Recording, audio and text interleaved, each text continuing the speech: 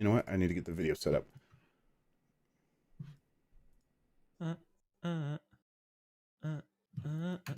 Are you gonna use the different camera? I need a tweet. You never set up that camera. You teased it Hello, so much. everybody. I was like, Yeah, I know. hello, everybody. Chef was like, "Oh, I have a new camera angle," and then new camera angle never happened. Yeah, I want to Never clean my happened. room first. I want to clean my room. Oh, We like messy boys around here. Yeah, It's all right. I'm a messy boy. just right. You should be ashamed. I'm My ashamed. room, look, I'm not saying I'm better than you. Like my room is also too messy, but it's important that we are ashamed of it. I'm and yes, strive to do better. I There am you go. ashamed too. We all are ashamed. Yes. Yes, you don't want it to become like part of your gimmick. That's not a good thing. You're messy. I guess you're right. There you go. Oh, this is the command center view that I got that one time. Yes. Okay. Nice sweater. New angle. Thank you. It looks like, I mean, it looks like Mesopotamian, but it also makes me think of the Yeah, it looks Inca. the Chozo, right? Yeah, Chozo from Metroid. Probably because they're aping so much of that stuff. It looks It's culturally weird. appropriated. It's weird that your Podcast. thing's like also trying to blur out the microphone. Yes, I know. Yes. Well, I'll fix that. Let me get you Discord. Dun, dun, dun. Oh no! This is you're facing the other way. Now you can make Mike look in the right way. I will go back to the other camera here in a second. So good. What am I doing? Oh God. Who's hyped for that evil lineup, huh? Everybody, huh? Sure, I know Sure. exactly what's going on there. Yeah. I'm real tuned in. Who's hyped for free water? That was nice. That was fun. That's actually huge. People like don't understand. There's like $6 the bottle of water on. All right, I got a closed broadcast, which who knows what's this is gonna break something, but I got it. Oh. Wait. Uh-oh.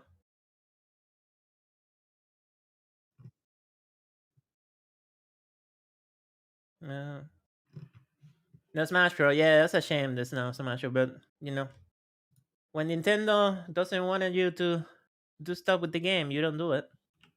Mm-hmm. There's no... But it's, no.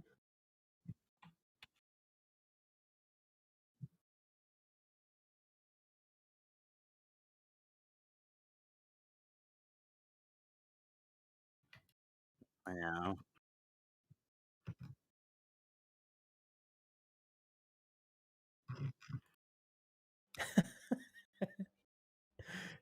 It's the little devious demon.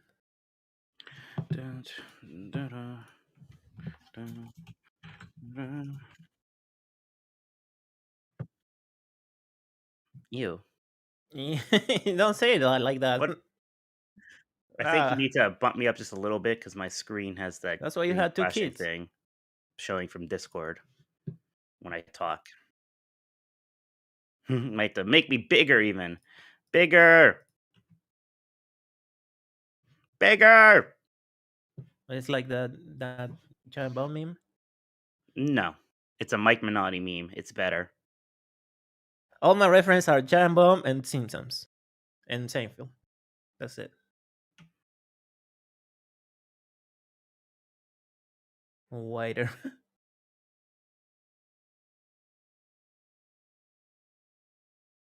What am I doing?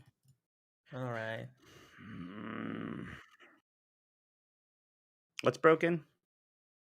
The camera. One of the 1,000 pieces of software you use all at the same time.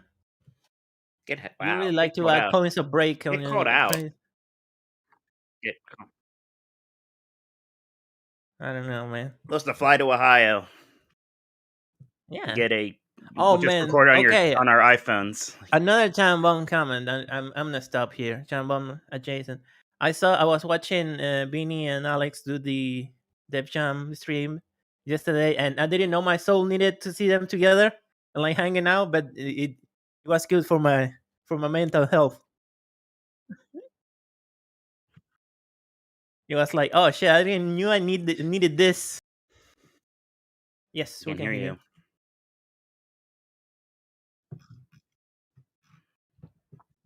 So I'm just saying, it will be cool to see you two together hanging out. One day. All right. There's me now. Okay. Sorry, everybody. I just got to fix this camera. It broke on me right before we started. Believe it or not, it's just me. It's okay. I need some time to work on something I forgot to do yesterday. Because I'm a bum. Oh, people want you to talk about AEW connections. I don't. Mike. Yeah, Jeff oversold my I was AEW thinking about connection. I'll that. be clear, but I just said like you're trying to build connections, and people took it to mean yeah, like. you said I had connections. Is Did I what say you that? said. You Wow, said, you got yeah, you Whoa, said that. you are. It's Yes. fun. Yeah, I saw that.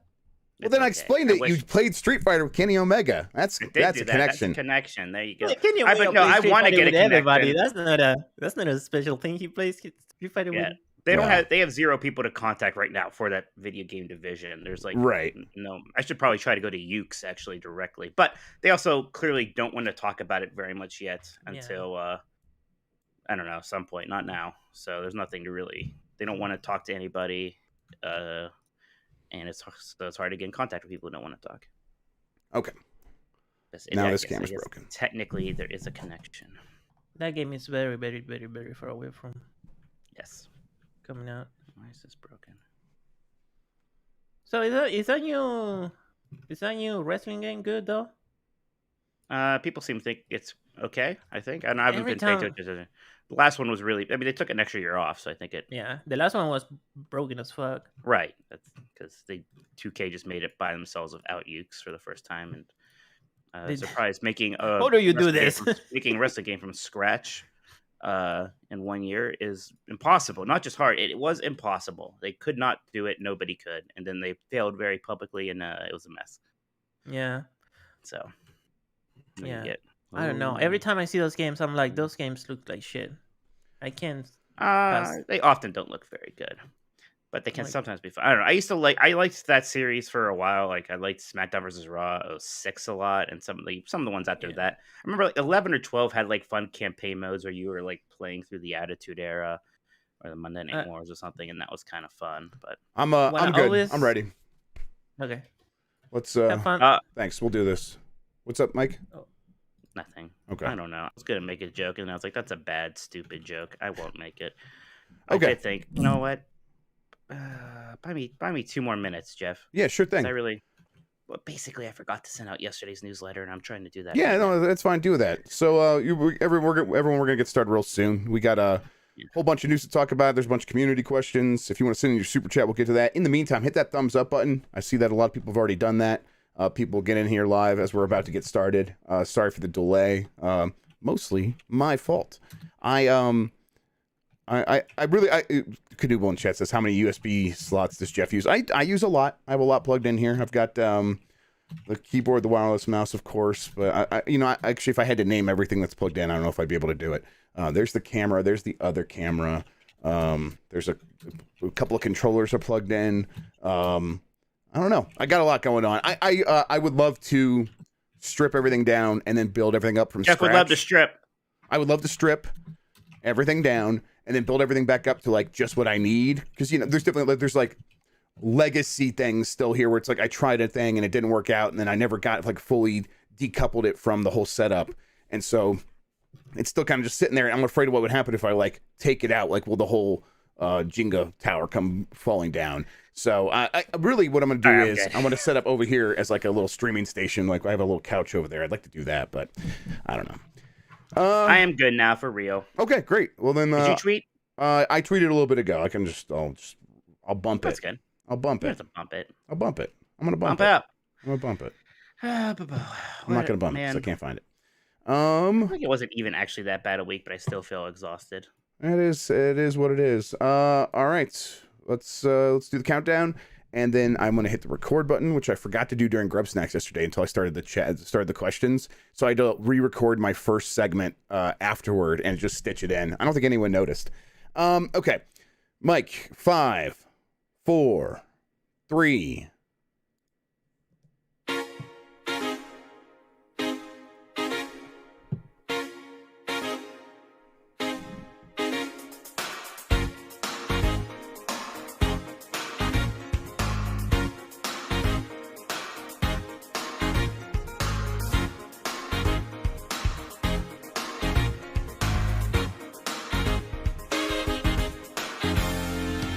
It's the internet. You're busy. Let's do this. Welcome to the GamesBeat Decides podcast. This is the podcast where we decide everything happening in the world of video games so you never have to think for yourself. I'm your host, Jeff Grubb, and with me is Mike Minotti. In today's episode, we have news, we have games, we have Mike. How are you doing? Oh, he's drinking. I got him right at the great time. Yes, he did. I'm doing good, man. You know, I had a lot of fun playing F-Zero X last night on the Switch. And just listening to our intro there, Big Blue was such a versatile song, man. Because like F-Zero X has that incredible like shredding guitar soundtrack. That's amazing. And Big Blue sounds great there. It sounds great here in this like kind of jazzier version. On F-Zero GX, it's like a bit more of an electronica thing. And that sounds fantastic. And of course, the original like 16-bit chiptune thing is great. So, oh, yeah, good stuff. I truly love that song. I loved all iterations of it. That N64 F-Zero game, very good. It is so good. Yes, it's the first Nintendo 64 NSO game I've actually been excited to play. Just because, like, I beat Mario 64 recently, like with Star Fox and Ocarina of Time. I don't really want to play them right now, and if I did, I just play the 3DS versions. It's not very easy to play F-Zero X, and that game still it's a rare Nintendo 64 game that doesn't really need anything else to kind of bump it up a little bit, right? Like it's the rare one that actually ran at 60 frames per second back then on the Nintendo 64. It still just has an amazing soundtrack. It is still just a ton of fun. What do you think about my take, Mike, that the N64 is like 3D Atari and F-Zero looks like a 3D Atari game? I feel like you only made that connection because of Robotron 64 being good. Robotron 64 is good. That's a very good point, though, Mike, because it is good. I recently played Robotron 64. I think there's a video of me on YouTube doing that, like just a couple months ago. So yeah, good game. I kind of know what you mean because like it's like we had to go simple again in some ways, but then like the games that were really complex, like Mario or Zelda or Banjo, it's like they're still fun, but you're like, can we like maybe remaster these just a little bit if I'm gonna play it right now? So sure. Thank you everybody for joining us. You get more from Mike and me at GamesBeat.com. If you have something to share with us, email the podcast at games+podcast@venturebeat.com. Thank you to Carlos Ayin, who is insane in the rain music on YouTube for the use of our theme songs. If you are listening to this on that website player widget, you can subscribe to the audio version of the show on Apple Podcasts, Google Podcasts, Spotify, and more. If you're on YouTube, hit that thumbs up button. It helps people find the show. We really appreciate it. Join the Discord. The link is in the description, but it's discord.gg/gamemess. But if you just scroll over to that description, you'll find it there. Thank you to our mods. And then support the show by going to patreon.com/gamemess. That gets you into the secret channels inside the Discord. It gets you our monthly Q&A, where I sit down with everybody in the Discord and answer questions. That just went live last week. And it also gets you our Jeopardy game, which we're going to be doing a new one of those here pretty soon. You can watch that live as we do it. You get a link to watch that live as we do it. So, and you can also submit questions and things like that. And then if you can't make it live, we send out a recording. I'll send out an MP3 and I'll put that in the secret channels as well. So yeah, come hang out with us, patreon.com/gamemess. All right, Mike, bunch of news. I was setting up this YouTube video last night. Like, I'm gonna schedule it, let people get excited, remind people that we're doing it at the normal time as always. And at this point, the MPD hadn't come out, so I couldn't I'm like, we're gonna talk about the MPD. So I'm like, I need a catchy thing, something that'll get people's attention. So I gave in to my baser instincts, and I said, I went with the Michael Pachter said PlayStation is doomed thing. And then, of course, Matt Piscatella got mad at me and said I was not allowed to do this. He threw shade at you. Threw shade at me. I'm like, listen. Wow. Listen, a man's got to. I thought Matt was our friend. Yeah, I thought he was our friend. And then so I changed the headline to Analyst says PlayStation is doomed, but Matt disagrees. So that's okay. The headline for our last Nintendo's was Nintendo Legend retires, and it was about that guy stepping down from Next Level that we talked about for 2 minutes. Exactly. I'm giving into the baser instincts. I'm doing it. Look, if I have nothing to do with this. Yes, Matt's totally innocent here. I don't care either. Yes. Okay, so we have Michael Pachter saying PlayStation is doomed. Here's the quote, and he was on a podcast.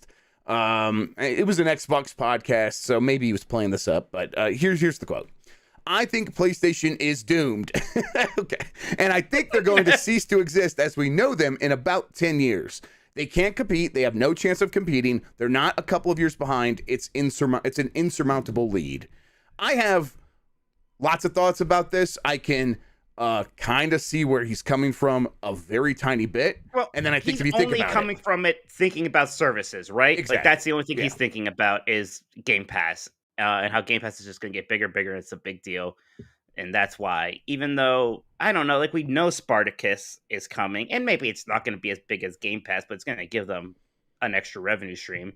And on top of everything else, right now PlayStation is still ahead of Xbox. Maybe not much. Maybe that'll change, but the idea that Sony's going to go from this to not just like maybe doomed, but probably going to be doomed. I can't see how they're not doomed.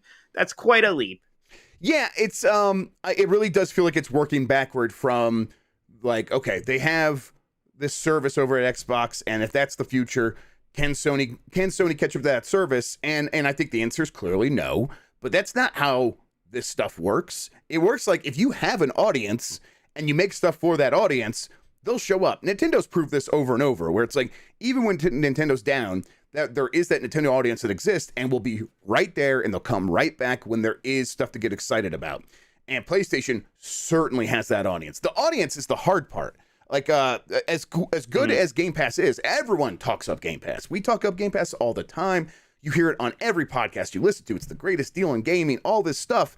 It's like slowly getting to like 25 million people subscribing. Eventually it'll get to 30, 35. As like Starfield comes out, it'll probably have a pretty big leap. But that's not the same as like when Nintendo puts out the Switch and it races to 100 million units sold, because Nintendo just has that audience that's so built in. And PlayStation has the same thing. And as long as Sony is serving that audience is not suddenly going to be like, well, you're not Game Pass, so screw you. It's just not going to flip out that way. And so it seems really short-sighted in terms of like how people actually consume this stuff. But at the same time, like, yeah, I don't think, Sony's going to struggle to compete on that services front. They will find other ways to get around it, though. That's kind of what I think here.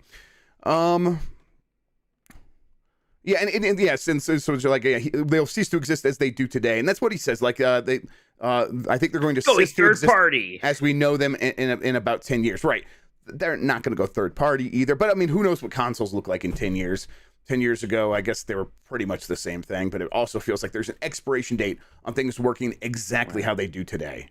Well, 10 years. Yeah, 10 years ago was the end of the PlayStation 3 life cycle. Right. So we're like getting Uncharted 3 and stuff. And yeah, that's a while ago, but yeah, things are kind of still there, and that's basically where Sony's current strategy started, of like the giant mega AAA games that you can't miss, like The Last of Us and Uncharted, and that still like is working for them. Horizon Forbidden West is doing very well. We're going to talk about that. Let's go into NPD right now, actually, because this like builds on exactly what you're saying. Like, it's not just Horizon Forbidden West, which was the number 2 best-selling game of February as a console exclusive. It did very well, but like if you look on the top 20 games of February, Marvel's Spider-Man's Miles Morales is at number 11.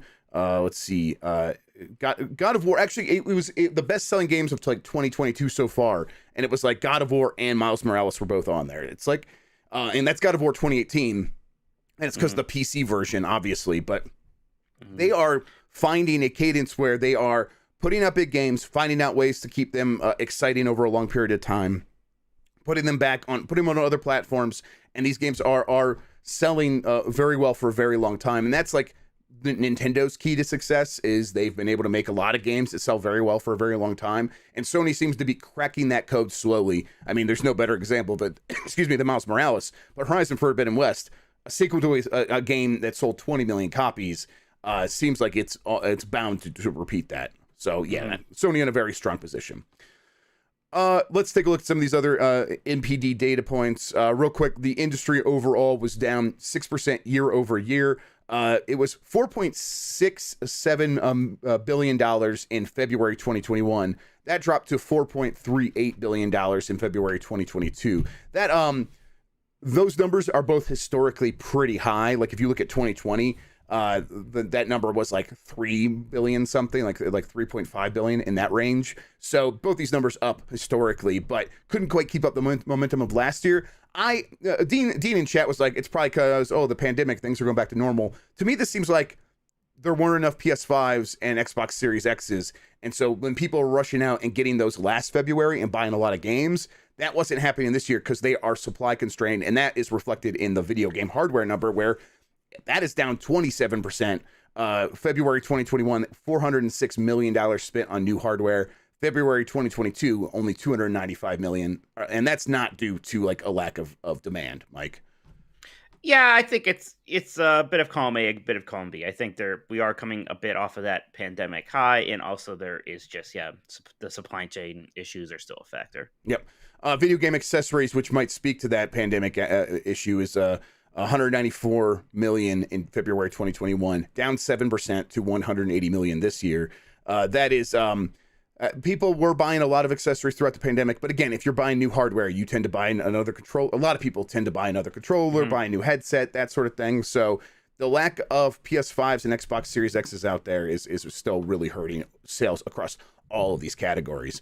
In terms of the top best-selling games of the month, this is like as tracked by the NPD, and they only get digital sales from certain developers and publishers. But Elden Ring, they track digital and physical for that, was number one, and seems like by a pretty significant margin, at least for only having 2 days in this sales tracking period. So I think this went through February 26th is when the tracking period ended.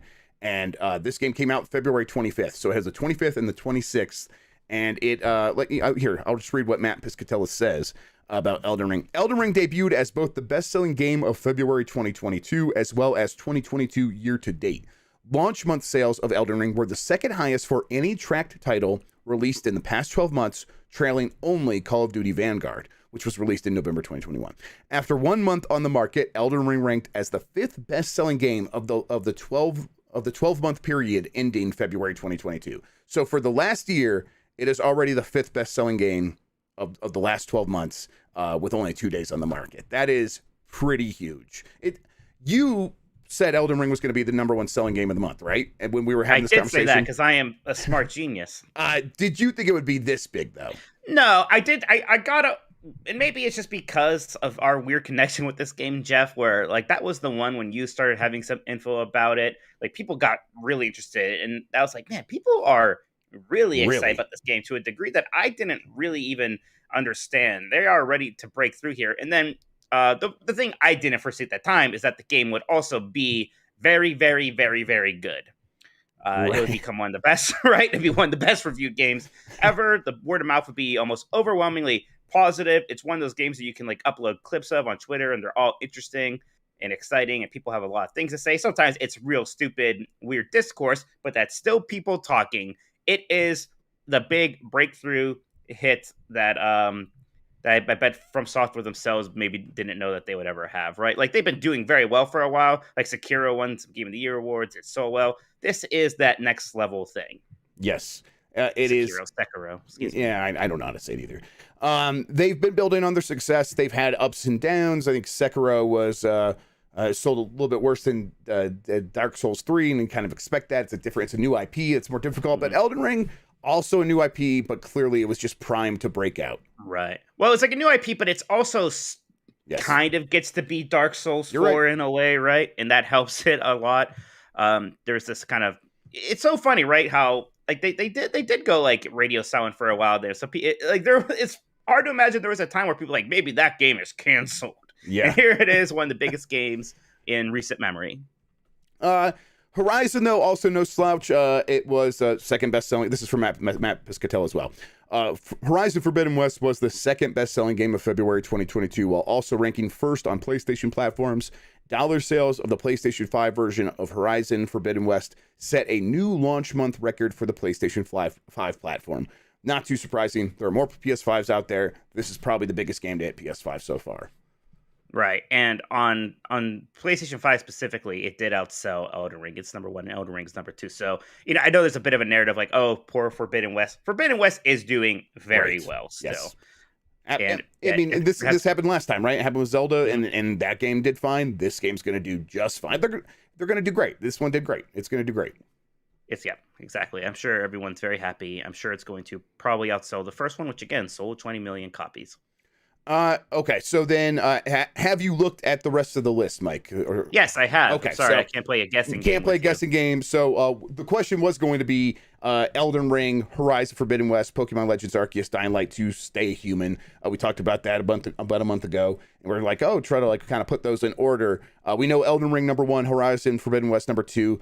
Number 3 was Pokemon Legends Arceus, and again, that only includes digital sale, or I'm sorry, physical sales, does not include digital. So that game is also, it did fall behind actually Elden Ring for the best-selling games so far of 2022, but again, that's only physical sales. Right. So yeah, it's one of those things you kind of have to, don't look so much at rankings here. I'm sure Arceus is still doing very well. It speaks more to Elden Ring and Horizon 2 probably just having really strong debuts. It's not like, oh, Arceus is losing its legs already. Oh, I'm no sure way. I'm sure it's doing very well. Yes. Dying Light 2 Stay Human also does not include digital sales. So that's probably hurting its appearance on here. Although I think even with digital, probably would have struggled to beat Arceus. Arceus is kind of selling like mad, selling like crazy. Millions of copies, all physical, not even counting the digital. Then the other new game that debuted was Total War Warhammer 3. And that was number 5. So just a strong month for new games, but even then, it couldn't match last year's rush to pick up new consoles and new software along the new consoles. Pretty good showing for Warhammer 3. In fact, like that's the one where like, whoa, because the next one at number 6 is Call of Duty Vanguard. And Warhammer 3 is the one I'm like, that beat Vanguard. Yep. And I know I just said like, don't look at the rankings. It's pretty interesting to see the newish Call of Duty already this quote unquote low on the list. I know there's 4 new releases here. Again, Warhammer 3, maybe not one I would have expected to chart above Vanguard, so that pushed it down. But again, like we know that Vanguard's been struggling a bit, and I wonder if this is another sign of that. Okay. Yes, the rest of the chart, kind of familiar stuff. After Call of Duty Vanguard, Madden, Mario Kart 8 at 8, FIFA, Minecraft at 10. Miles Morales at 11, like we said. Mario Party Superstars is at 12. It was ranked 15 last month, so moving back up. People really like Mario Party more than it was one thing when Super Mario Party did really well. The fact that they very shortly made another one that's just kind of a greatest hits thing, and it is also apparently just going to sell like tens of millions of copies. That's pretty nuts. A game not anywhere on this top 20 Battlefield 2042. Oh, wow. Just, Legend of Zelda Breath of the Wild number 20. It's a disaster, yes. I think it's barely in the top 20 for the best-selling games of the last year so far. I think it's like number 19 on that list. I'd have to look, but I don't have it here. Okay, in terms of hardware, the best-selling hardware of the month was Switch. That's in terms of both units and dollars. Again, this is a measure of who was able to get what into the supply chain. Number 2 for both those metrics of dollars and units was Xbox Series X and S. That's probably mostly S, though. And then PlayStation 5, number 3 there. That's just because the supply is just not there at all. If you look for the entire year so far, though, PlayStation 5 is number 1 for dollar sales. I think Xbox might be ahead of it in unit sales, though, again, because of the Series S. So it's a mess. Not a lot of actual information you could glean from any of this other than, okay, so in February, Sony wasn't able to get a lot of PlayStations to the United States, and that's kind of all you could take away from this. Right, exactly. All right, I think that does it for NPD. We'll move on to some other news. Dead Space is targeting early 2023. This comes from intrepid reporter Jeff Grubb on Grubb Snacks and from GamesBeat.com at the same time. Are you happy, Good job, Mike? Grubb. Yes, you told everybody on Grubb Snacks that I yelled at you, and wow. You probably didn't exactly yell at me, but I don't know. I'm a fragile little flower. You are a fragile little flower, and it's hard. Yes. Well, it's hard because you only read my messages, I think, like while your kids are like taking a shit on you or something, Yes. so you're already frazzled. Pretty much. You read it in the least generous way possible, Jeff. He's actually very nice about it, everybody. He's just like, that would be nice. I'm like, oh, yeah, you're right. It's like, hey, piece of shit. It's mostly you just saying the thing that my guilt is already telling me, Mike, and my guilt is yelling at me. Don't worry about that. That is definitely happening. Jeff, you do good. Thank you, Mikey. Let's see. Gotham Knights is coming October 25th. And I guess I'm surprised to hear about that game, but I suppose it was always supposed to come before Suicide Squad. Where are you at with Gotham Knights, Mike? Not very far. Not very into it, I suppose. I don't know. I want to care. which one is the one that's supposed to actually be a live service game? Is that supposed to be? I think they both are a little bit. I thought only one was supposed to be actually. Suicide Squad seems more than, and Gotham Knights seems like it has like, okay, here are the 4 not Batman, and doesn't that seem like it's set up for one of those 4-player co-op games? And apparently it only has 2-player co-op. So that to me that says it's not as much as a live service game. I guess if you asked me where I would want, where is it that I wanted to see? Oh shit! What? Sorry, 10 minutes ago, Dead Space Twitter status update incoming, arrival window early 2023. So they confirmed it. Look at that. There you go, everybody. Wow, it's nice when it doesn't take long to get the reporting confirmed. Wow, it's like you're not pulling stuff out of your ass. It's like I'm not pulling. I mean, sometimes there's good stuff up there, but not this time. Real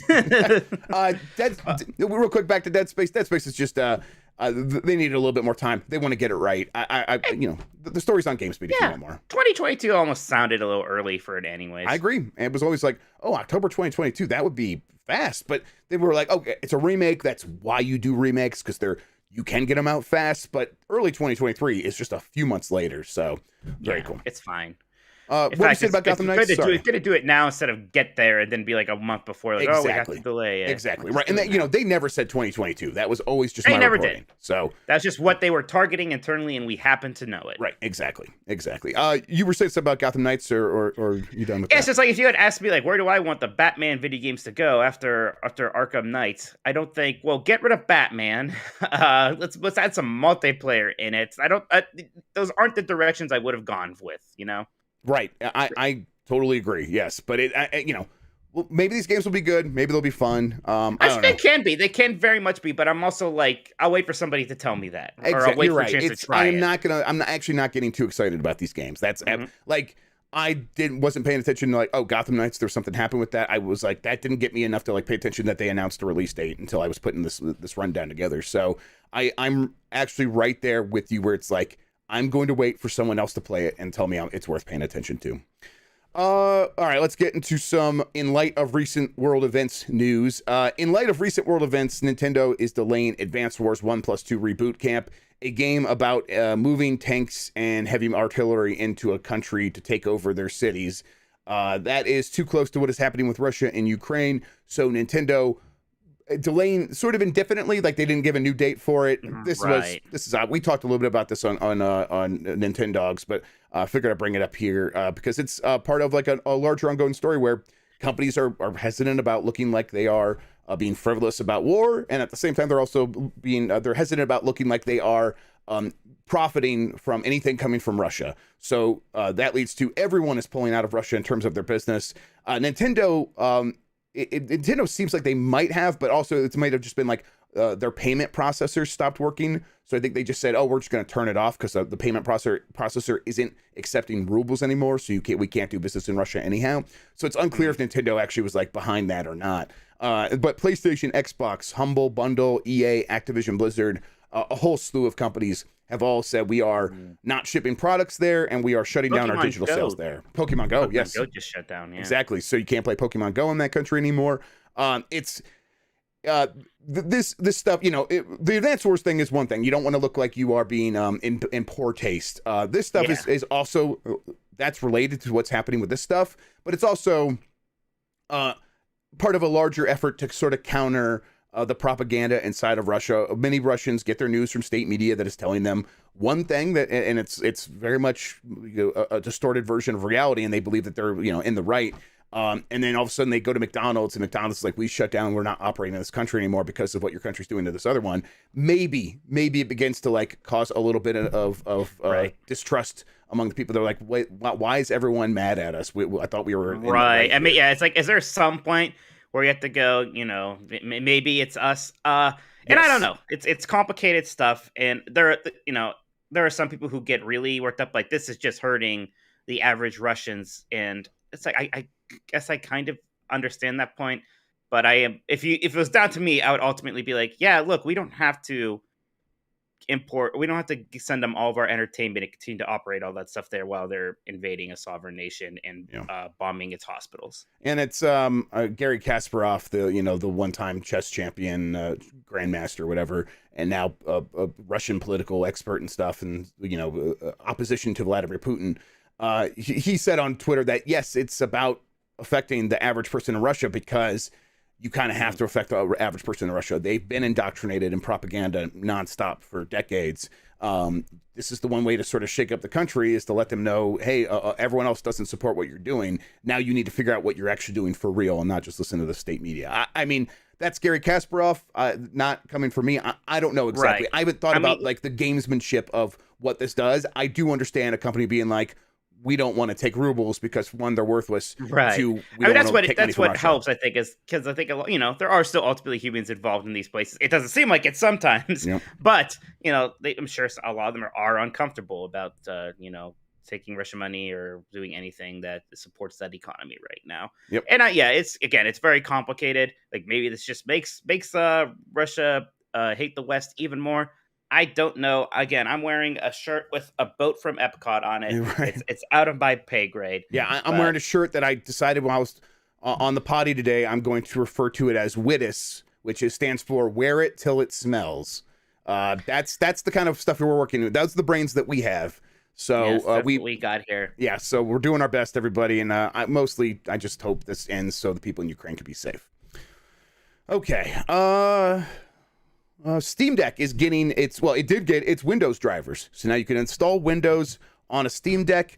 Mike, your Steam Deck still pre-ordered. Once you get yours, do you have any interest in doing this? Gosh, not immediately, and not unless I knew it worked really well. Like, what would I need to do that for? Because, I don't need to do that to get the emulators. Would I need to do that to get the Epic Game Store so I could play Kingdom Hearts? So the Epic Game Store you can install, but I think they actually, it's upstairs. Someone said that they put it into the Linux store thing, where the package manager is what it is. And someone said you could just click a button now and get the Epic Game Store. So I don't think so. I think you'd be able to just get that in the Steam OS. And that's kind of like where I'm at, where before I got it, I'm like, I am definitely going to try Windows on this thing at the very least. And now I'm like, oh, the idea of putting Windows on this thing seems like a hassle. And SteamOS is so good. And yes, some stuff doesn't work, but I'd rather just deal with those headaches than abandon all the good interface stuff that Steam provides by having the native version. Now, I think you can get... How greedy do I need to be? Right. You can get like a Steam Deck OS interface layer on top of Windows, but I bet that doesn't work as smoothly as just you click the button, it goes to sleep, you pick it back up, it boots right back into your game, it's saving all this stuff, it understands how, I mean, maybe it does. I'll have to test it myself, I guess, eventually. But I really don't want to install Windows. It's just working too well, too much of the time. And when something doesn't work, I'm not like, oh, SteamOS is crap. I'm like, this game developer is crap. They should get their shit together and get it to support SteamOS and Linux and the Proton layer or whatever. WWE 2K22, big surprise, does not work. It's like so many games to work, and that one's big surprise. Yeah. And this is going to be a thing that people are going to prioritize more as there are more Steam Decks out there and all that. Agreed. I'm hoping that by the time I get my Steam Deck, maybe Kingdom Hearts finally just comes to Steam. I don't know how long that Epic Games Usually it's about a year, so I don't know how long ago that was. I just saw the super chat we'll get to later. I can't believe I've been asked the Doors or Wheels question, so we're going to have to talk about that more later. You've been asked in the community questions as well. It's the first question. Awesome. All right. Steam Deck has 1,000 now verified or playable games on SteamOS, and these are both verified tiers by Valve themselves. More games than that work. So many of the games I played are not tested at all, and they just work and they're fine. I mean, like Dolphin works, right? Like this. So obviously many things are going to. I was playing Dolphin today and I was kind of paying attention to the power consumption because it's one thing I was like, how bad is this battery? It was using 7 watts to play, and that's like on the high side. It was like ranging between 5 and 7. And it gives you an estimation of with this much battery power and this much wattage, how long will it last? And it's 6.5 hours. So you can just play 6.5 hours of GameCube games on this thing. So battery life actually pretty good in many instances. All right. There was a PlayStation State of Play. There sure was. Mike, how are you feeling about the PlayStation State of Play a couple days later? Worse than even then. I think it was awful. Very forgettable. I thought it was really bad. What's your big criticism? It felt like we saw a bunch of B-tier games. It felt like it was more about the publishers than it was about the people playing the games. Yeah. It was more like, well, we'll make Square Enix happy here. I don't know. Maybe it just happens that none of stuff appealed to me. I don't even like Dino Crisis. And it was still weird to me that Capcom is making a new dinosaur game and it's not Dino Crisis. And yet, apparently the character from Dino Crisis is in it, or at least someone who looks exactly like her and is wearing the same gloves clothes. with the same hair. Yeah, same clothes. Fingerless gloves is what did it for me, Jeff. Too. I was like, really? Yep. The fingerless gloves? That whole thing is just weird because we are in this era of IP, right? Like where everything is so IP, and here's Capcom going out of their way to not make it based on one of their IPs. And I know it should be like, well, we should be happy about new IP. Is it really new IP when it's just Earth Defense Force but with dinosaurs? Is that new? Is that a new idea? Maybe that game. I don't know. So it's just like okay. I like the idea of a dinosaur forecast. And then that means there are literally 10,000 dinosaurs falling out of a portal in the sky. That is fantastic stuff. But then getting in the Anthem suits and the robot suits. It's so many things. It's video game to video game. Yes, and right. It's like the kind of game that gets made up for a TV show a lot of times. Is what it feels like. I don't know. I'll give it a chance, but right now, based on what I saw, not that excited. And that was like. Basically, the highlight of the show was Exoprimal for me. Right. Well, we ended with two very mediocre-looking Square Enix games. There's their Tactics game, which you said looks like a DS game, which is maybe only slightly unfair. Yes. I think you were onto something there. It's so muddy looking. It's so hard to tell what's going on. It's like the user interface is awful. Right, and it's like the buildings like stand out more than the characters, and like these things will get refined. But this is how you're selling the game in a big state of play. And it's just this incomprehensible mess to look at. And I'm someone who plays a lot of tactics games. I'm like usually pretty good at parsing what's going on. And they just did a very bad job with this game. It looks bad. Yeah, there's a new Valkyrie something, like I forget what Valkyrie. I'll call it Valkyrie Cell because it looked like a PlayStation 3 game, right? Yep. Which is, again, slightly ungenerous. But sure, I get what you're going for again, though, because it's very bland. It's very vanilla looking at best. It really is, and it's they're both clearly Square Enix B team or C team projects, and we're at a point where there is such a difference between those things now, between a Final Fantasy VII remake and that. Yes, and again, it doesn't necessarily mean that it's going to hurt that much from it. I play plenty of games that don't look that great, but you usually don't end your presentation with one of those things, right? Like that was a weird one last thing. I agree.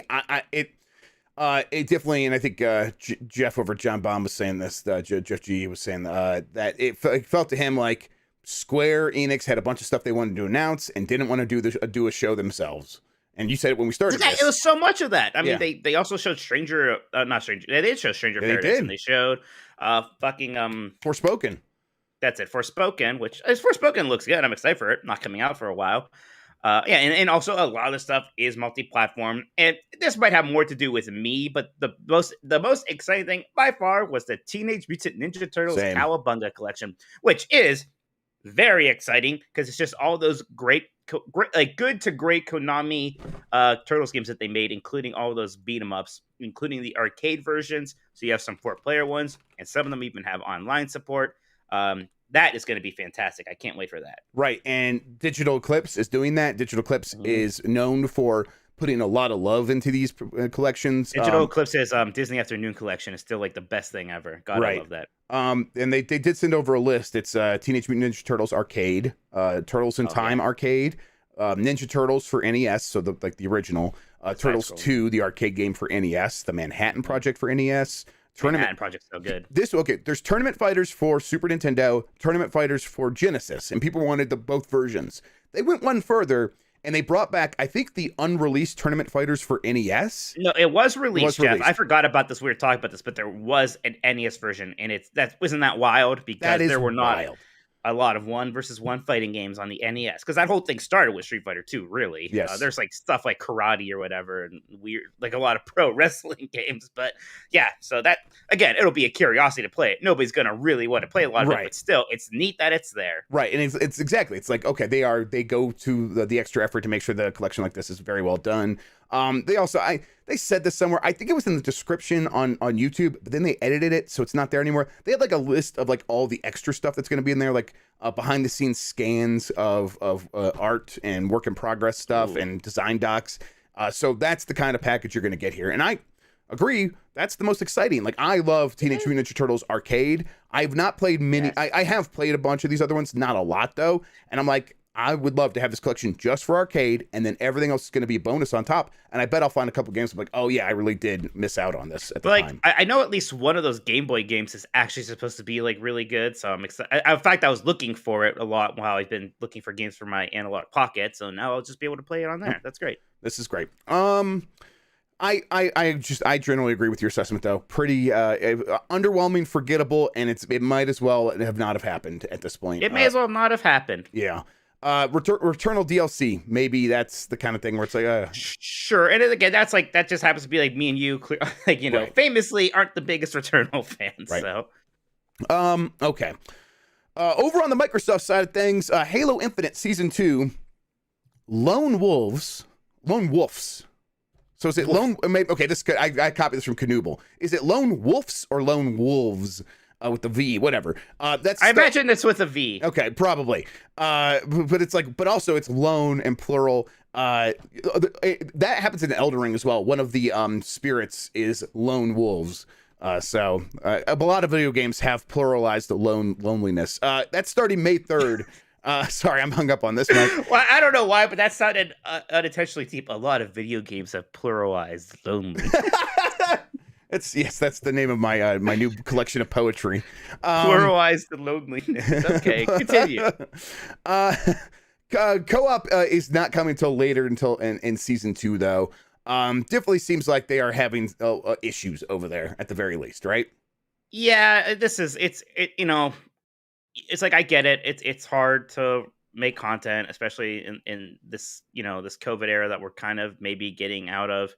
And, you know, there's some things that they had to sort of Band-Aid fix real quick too. It still seems like a really long wait, Jeff, for the Season 2 stuff, to get some new maps, to get something, yes, you know, exciting. Because, you know, I am in that place right now. I was playing it a ton, really loving it, and now I finished the season pass, and I'm like, all right, I'm gonna wait for something new to come out, and it seems like I'm just waiting and waiting. And honestly, like, I was expecting, like, oh, maybe we're gonna get like the Battle Royale mode or something. It doesn't even seem we're gonna be getting that, right? We're gonna get a new season pass, so we're gonna get like a couple new maps and maybe a couple new like modes, like, you know, what like King of the Hill or whatever. Not King of the Hill, well, yeah, something like that. No, yeah, I mean, you gotta hope that the rumor about I'm not gonna be able to remember the name of the developer, but they're the one that's working on that Monster Hunter clone and that I reported on a few weeks ago.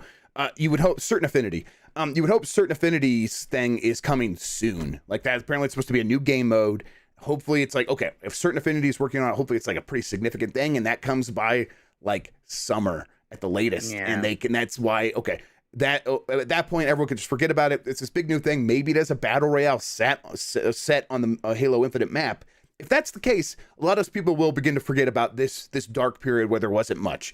But if it takes longer than that, if we are like a full year before it feels like, okay, the content pipeline finally got like into a place where it's delivering stuff at a somewhat acceptable pace, that is too long, and it definitely deserves to be called out right now. It needs Forge more than anything, because then people can start making their own content, and that would help a lot. And Forge, I've heard mixed things, but apparently the insiders are testing it. Apparently, like the Halo insiders, they've been messing around with it. So hopefully that's coming soon and is ready to go. But yeah, it just feels like they got into a weird place just getting this game out the door, and then they looked up and like, oh, we got to fix all these things. We can't work on all the stuff we said we were going to deliver afterward. And it's kind of like, you guys probably should have realized that, but hey, all right, whatever. I do feel like I've said this elsewhere with live service games. The temperature, that sort of weather report on these games can change so fast. Right, exactly. People will forget about this real quickly if the new content comes out, and then it starts coming out a steady stream, and it's all at least, you know, pretty good. Right. Go talk to the Destiny fan right now, who last time we talked to him was like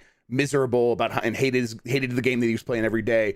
And go ask him about it now, and he'll be like, "This is the best game that's ever been made. It's the best it's ever been." So, and they don't even remember the times when it was bad anymore. They don't talk about that right now because it's so good right now. Super Nintendo World at Universal Hollywood opening 2023. Take it away, Mike. Yeah, that is true. So that's getting ready. More interesting to me, because it's closer, is that vertical construction has started on the Orlando version, which is opening with its third theme park. Universal Epic Epic Universe, right? Yeah. So it's finally starting to get underway in Orlando after years of just clearing dirt and kind of being in a holding pattern because of the pandemic and everything like that.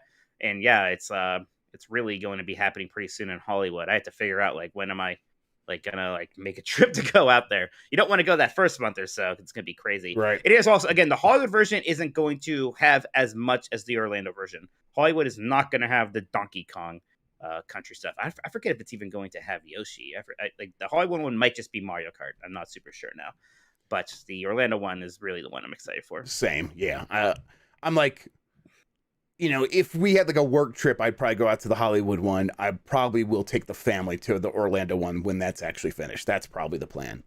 Mm-hmm. And then Overwatch 2 beta, you put this in here, Mike. I completely, this happened during Grubb Snacks, and then it finished. And I meant to check in on this, but you covered it, so it left my brain. What's going on with Overwatch 2?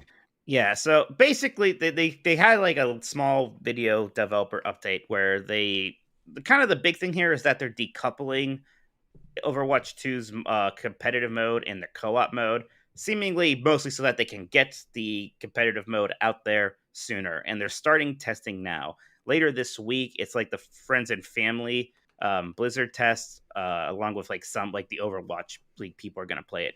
And then in April, the closed beta is going to happen. So people are actually going to be playing Overwatch 2 soon. And I wonder, because they're just like, look, we're going to release this before the co-op is ready. I wonder if that puts 2022 back on the table at all. Yeah. This was a game that was alongside Diablo, right? Pushed out of 2022. Right. Really early on. Or basically just like they had the one investor call, and they never had release dates, but they just said neither of those games are coming out in 2022, to be clear. And that was for Diablo 4, it wasn't that surprising. For Overwatch 2, that was pretty shocking. Right. And that was a part of paving the way for what eventually became the acquisition of by Microsoft, because it's like bad news, and then more bad news was obviously coming with Call of Duty getting delayed, and they knew that at that time for sure. So that's not Call of Duty this year, Call of Duty next year. So like we said, Activision in a rough spot, but maybe like if this, like you said, if this goes well, they could just launch the PvP stuff, and then that's going to satisfy most of that Overwatch audience. Yes, right? That's what most people care about the most by far, and it'll be fine to just release the multiplayer later, although they're going to have to be careful and not get themselves in the trap that Halo is in, right? Like they have to have a roadmap of content coming out pretty regularly once this thing finally does launch. They're almost at a point now where they've left Overwatch 1 alone so long that there's almost no real rush now. Like that damage has been done, right? You lost that momentum.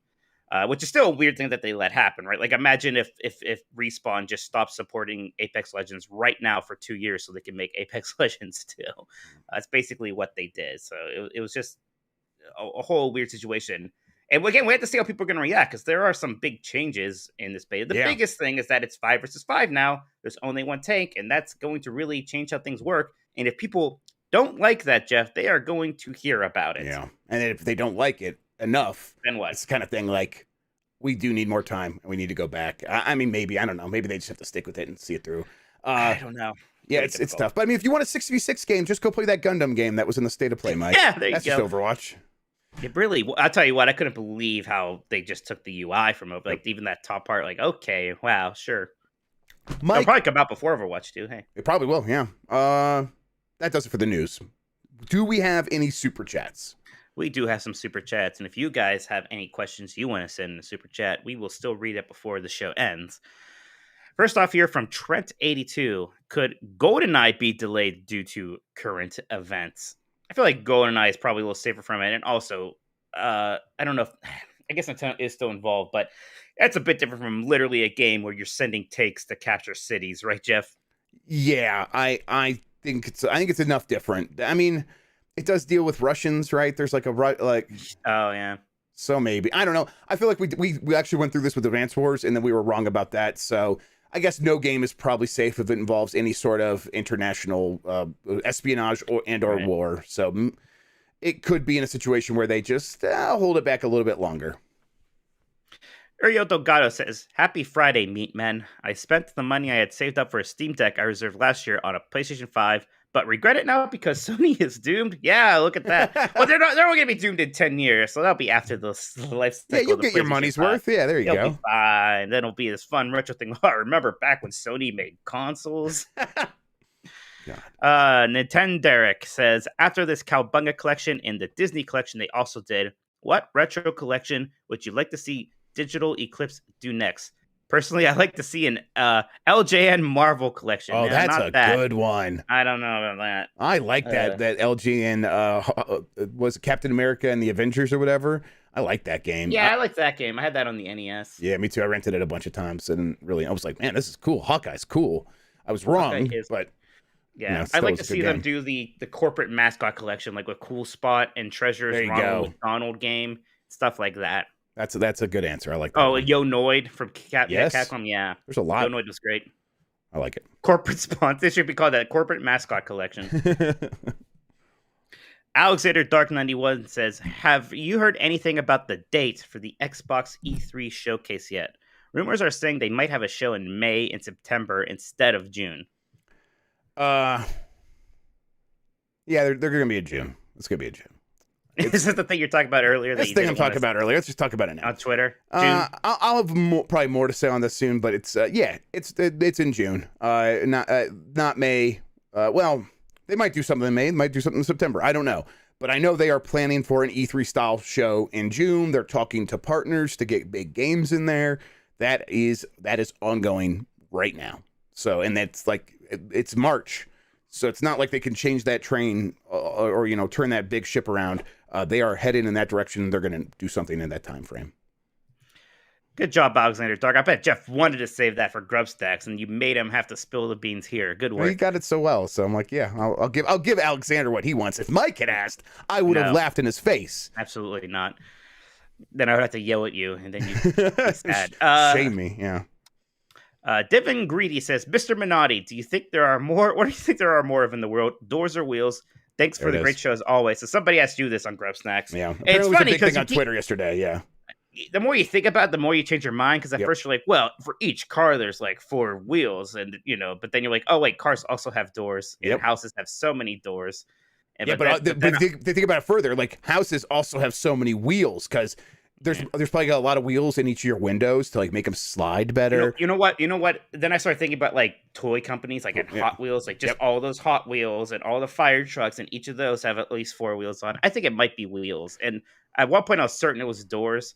Same. I think it might be wheels. My wife did the same thing too. She used doors and then she moved the wheels. So like she was like certain it was doors, and I'm like, okay. I'm like, I'm not gonna like try to convince her because I don't know. But then I went to the bathroom and she like knocked on the door and she's like, okay, but, and then she like lists off the reasons why it might be wheels. And then when she got done talking to herself, she's like, pretty sure it was wheels. Why don't you do a poll right now? Yeah. The thing that convinced me, I'll do a poll. The thing that convinced me was the factories. Someone's like, think about a factory that has like a conveyor belt or like one of those rolly belts. A single conveyor belt is just basically all wheels with a tread on it. Exactly. And it's like a factory is almost entirely like wheels on everything to make everything work. And I'm like, oh God, okay. Good point. So I think I'm wheels. This is a wheel right here. This bottle cap for my green tea. Yeah. At the Microsoft conference. So now we need even more. Jeff, are we going to get Bethesda stuff here? Are we getting Activision Blizzard stuff? Mostly just Xbox first party, a lot of third party things. What should we expect? I don't know, and it's a bit early to say. I will say that they are trying to get like big third-party games that you know about. Like I know they're trying to do that. I think they're going to struggle to do that because a lot of companies have alreely decided like what they're doing with most of those things. They're getting Silksong, aren't they? Yes, they're getting. Yes, that's where Silksong is. We'll know more soon. But like last year we knew all of it. With a big E3 showcase, it's not as much fun to just be like, here's what you're about to see. Like they're just going to show you, and it's about people getting excited. So if there's like I told people what wouldn't be at last year's show, and I thought that was useful, like to like get people. And you were right. Yeah, and it was like here's stuff that won't be there, so don't get excited. Everyone's like, Avowed's going to be there. I'm like, guys, Avowed's not going to be there, and I'll probably do a lot of that this year if I'm able to get like track down this information. But I'll say my guess right now is a lot of Starfield, probably Forza Motorsport 8. And then probably a few games of that 2023 slate. Is Hellblade this year? No, Hellblade's next year. Okay. Hellblade, So Perfect Dark. maybe more Hellblade, but like a perfect. It's probably time for Perfect Dark and or Avowed. I think those might be the big ones. Other than that, like who knows? But we'll see. JC Carlum Moreau says, "Here's to hoping Final Fantasy IX remake leak is true." Jeff, I do not believe that leak. I think it's just a remaster. If anything. Yeah. Oh, see, you said before they remastered Final Fantasy IX already. That happened. Yeah. I was yelling at you in your chat when you said that, but okay. I was yelling at you again, but you don't like it when I yell at you. I just ignore you. Yeah, Final Fantasy IX is already on every modern console. If anything, they could just work on that more. And like, what is a remake of Final Fantasy IX going to look like? Because like, you can't necessarily 2D HD that. You would kind of have to make it look like Final Fantasy VII remake, which I don't think they're going to devote that kind of energy to Final Fantasy IX. And also, they still have like 2 more of those to make. So. Right. Like, I could be wrong. I really do not believe it. Like, maybe it'll be a super remaster. Like, maybe they're going to do a better remaster than the one they did a few years ago. I guess even that seems weird. I mean, it's sort of happened before. It's basically what they did with like Final Fantasy 5 and 6, right? We had those shitty PC versions, and now we have the slightly better pixel remasters. But I don't know. I don't see how Final Fantasy 9 remake happens or what it looks like. Cheeb Eam says, first time ever catching live. Unfortunately, I can't stay long, but we'll listen to a recording as always. Question, any crumb of news on Hogwarts Legacy? Yeah, also did another super sad saying, ran out of the room, but just wanted to add, all is appreciated.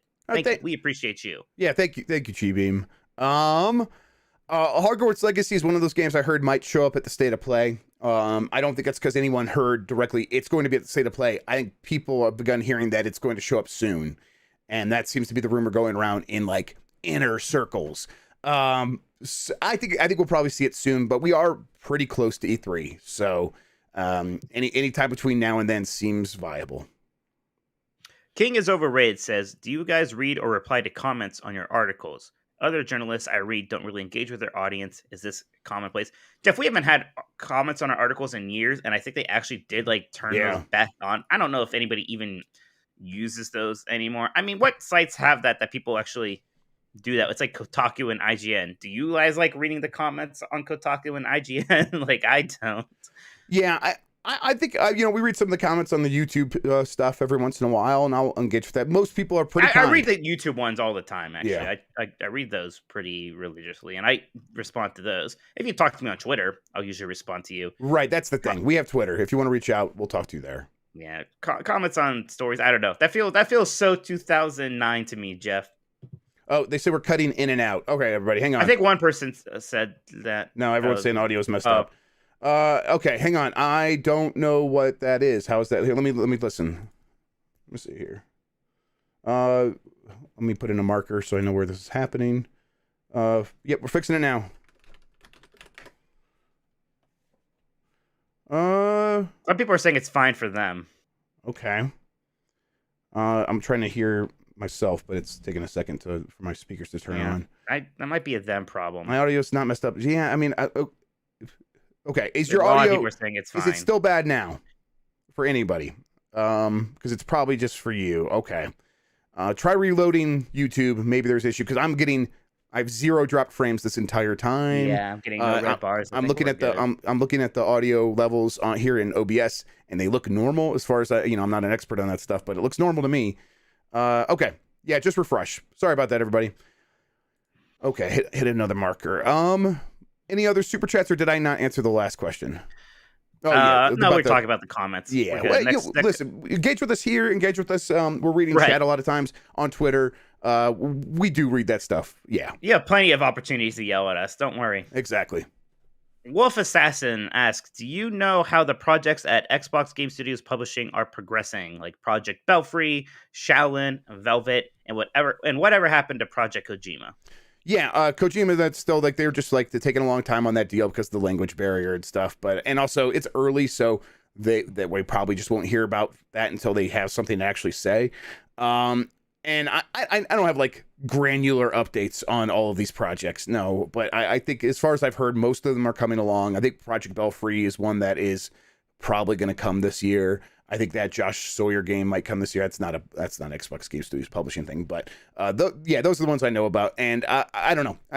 It just sounds like they are going fine as far as I'm aware. And then one more here. Ariel Delgado just says, this podcast is an RPG, I guess. We are playing roles, that's for sure. I'm playing somebody who can tolerate Jeff's existence. Yes, and I'm doing the role of his greatest nemesis and the one who will eventually take him down and put him in his place. So the hero is basically what I am. The hero is what you're trying. So I'm chaos in this. Yes, you are definitely chaos. That's for sure. 25% for doors, 75% for wheels. That's 152 votes so far. I think we are very persuasive in our argument. I think so too. Okay. Does that do it for super chats, Mike? That's it for super chats for now. If you guys have anything else you want to send in super chat, we will read it before the show ends. All right. I have a whole bunch of questions here from the community. These come from people who are in our Discord and then also in the Patreon or whatever, able to get into the secret channels. Starting with, and they're keeping it going, Mike, Bench Turbo JC. So it's only going to get worse before it gets better. Currently at Disney World and want to ask Mike his favorite ride, what his favorite rides are and favorite park. I can't wait to eat shit and buy anime stuff at Epcot. Oh, yes. It's very good. Yeah, there's that incredible store at the Japan Pavilion in Epcot that just has a bunch of anime video game stuff. I buy Mega Man stuff there. They have a lot of Studio Ghibli stuff to buy there. And they have like a giant candy section with all that Japanese candy and weird stuff. Oh, it's good. Epcot is usually my favorite park. It's under a lot of construction right now, which is why Animal Kingdom has been singing to me a lot lately. Animal Kingdom has some very chill vibes to it in certain places. There's this like bar and lounge at Animal Kingdom called the Nomad Lounge. It's right before the main entrance to all the Avatar stuff, and that is just my happy place. It's just really relaxing in there. They have incredible like small plates, incredible cocktails, and some fun beers on draft. And the whole thing, it's like this haven for like explorers. It's like the thing for like world travelers. It is very nice in there. My favorite rides in general, the new Star Wars ride is actually pretty incredible. That Rise of the Resistance. I know it's probably like a super long line and it's obnoxious to get on it, but it is fantastic. I also like a lot of dumb, slow things like the People Mover and Magic Kingdom, which is just like the overhead like a train thing that just goes around Tomorrowland. Yeah, People Movers rule. I love it. That's a big favorite of mine. It's just like, go look at the park, I guess. I like a lot of that stuff. You taught me that that and Detroit are like one of the only places to have those People Mover things. Yeah, that's right. Yeah. So I've been on the People Mover to go to. I can't remember the name of it, but like, yeah, we would take it to Detroit all the time when we were going to events. Right. I was shocked, like, oh, that's funny that you actually know about the other one. Teacups, no, Nick Turb, but teacups are a little too dizzying for me. I'm not a big thrill guy. Like Space Mountain is my limit anymore. And some days I'm like, I'm not doing Space Mountain today. That's too much for me. Teacups spin around a lot. Okay. What did you say? They were a little bit too much what for you? Spinny? Okay. I thought you said they were a little bit too Disney for you. And I was about to freak out. I'm like, what are you talking about? Okay. Dizzying. Like, spinning around. I was about to spin around in my chair and then I realized I have the headset on. Yeah. That would have been very good. Bad. Yeah. Like there are a few rides I still never done in Disney World, like Tower of Terror and Rock and Roller Coaster. Just because I'm afraid of them. I believe the Tower of Terror. My favorite of the roller coasters is actually Big Thunder Mountain because I like its whole, how the West was fun kind of theming. And it has 3 lift hills because the roller coaster goes so slow. It needs all that help to keep going. So that is my speed. That's what I'm looking for there. But I can answer all. I can talk about Disney World for probably way Disney podcast, people. I do. Listen to it there. Disney. I like answering your question about Disney World, though. I bet you do. It's funny. I for some reason, when people ask me about video games, like normal people, sometimes I'm like annoyed. People are like, what do you think? PlayStation or Xbox is better? I'm like, who cares? If somebody asks, right? If somebody asks me like, what's your favorite Disney World restaurant? I will write an essay for them. Courageous McBasketball wanted to know Mike's opinion on doors versus wheels. So there we already got there. Yep. I think Courageous McBasketball was the one who originally asked us if Advanced Wars was going to get delayed. So good on him for calling that one out. Yep, good call. Turbo Hammer. Turbo Hammer asks, happy Friday, Jeff.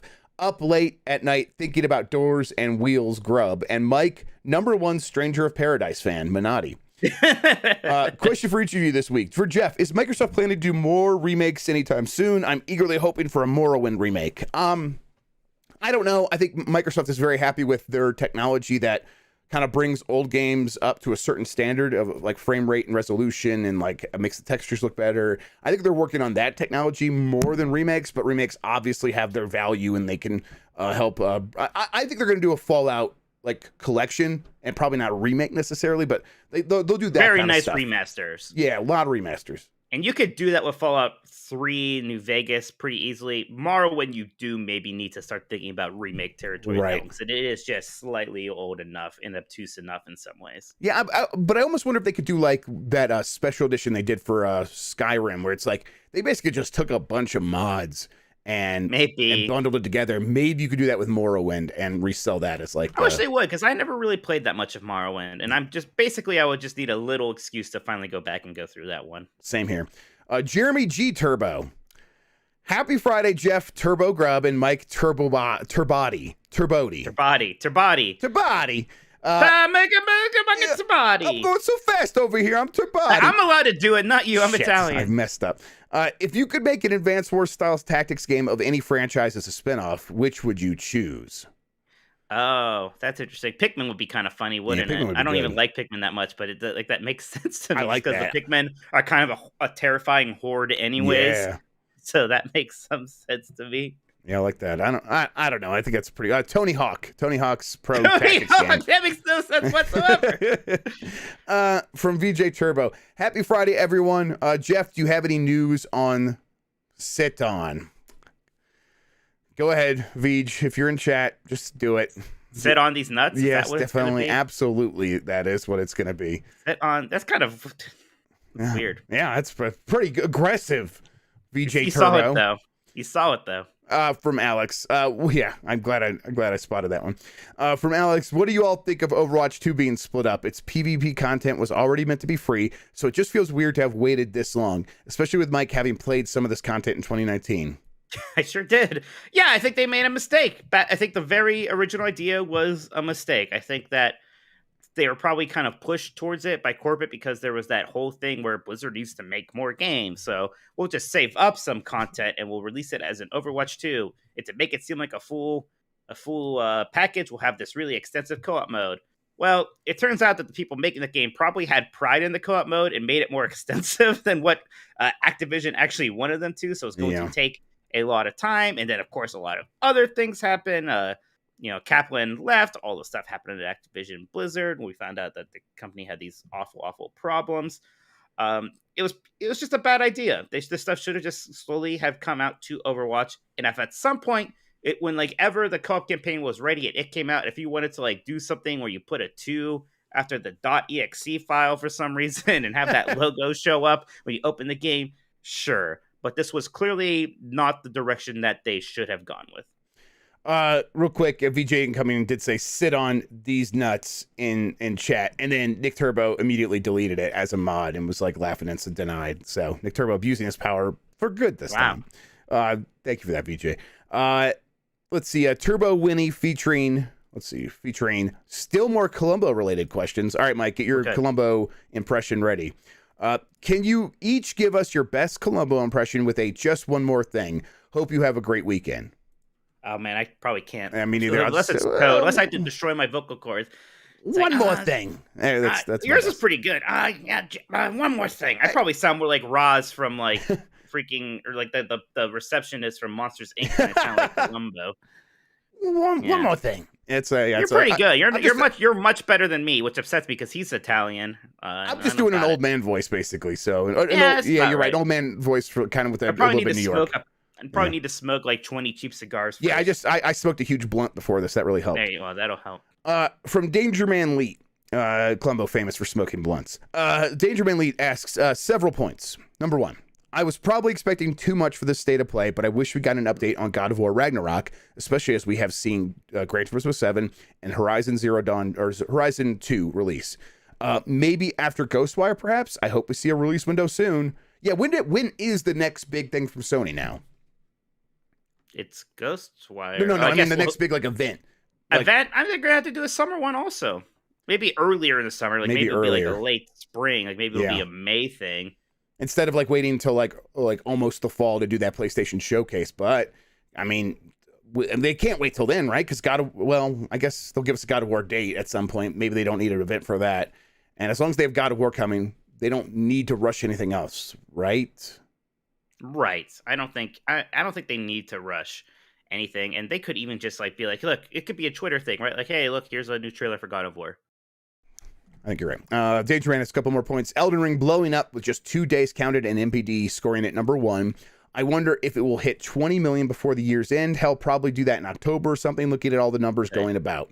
The only thing that could maybe hurt it is it is a game that could maybe be front heavy, right? Yeah. With all these From fans and everything. But there's going to be word of mouth. I don't think that's necessarily going to be the case, but it could be the only thing stopping it now. Right. I think that word of mouth is it's gone through a little bit of its roller coaster already, right after the reviews from a lot of people who didn't play it saying, I don't think it deserves a 97, or people who had played it for the 8 hours we had played when we did our first video. And it was very easy to be like, I don't see the 97, everybody. And then you play it longer and it wins you over. And literally later that day I saw it. I was like, that day I was like indignant, like this isn't a 97. Then later that day I was like, oh yeah, it is. Yeah, exactly.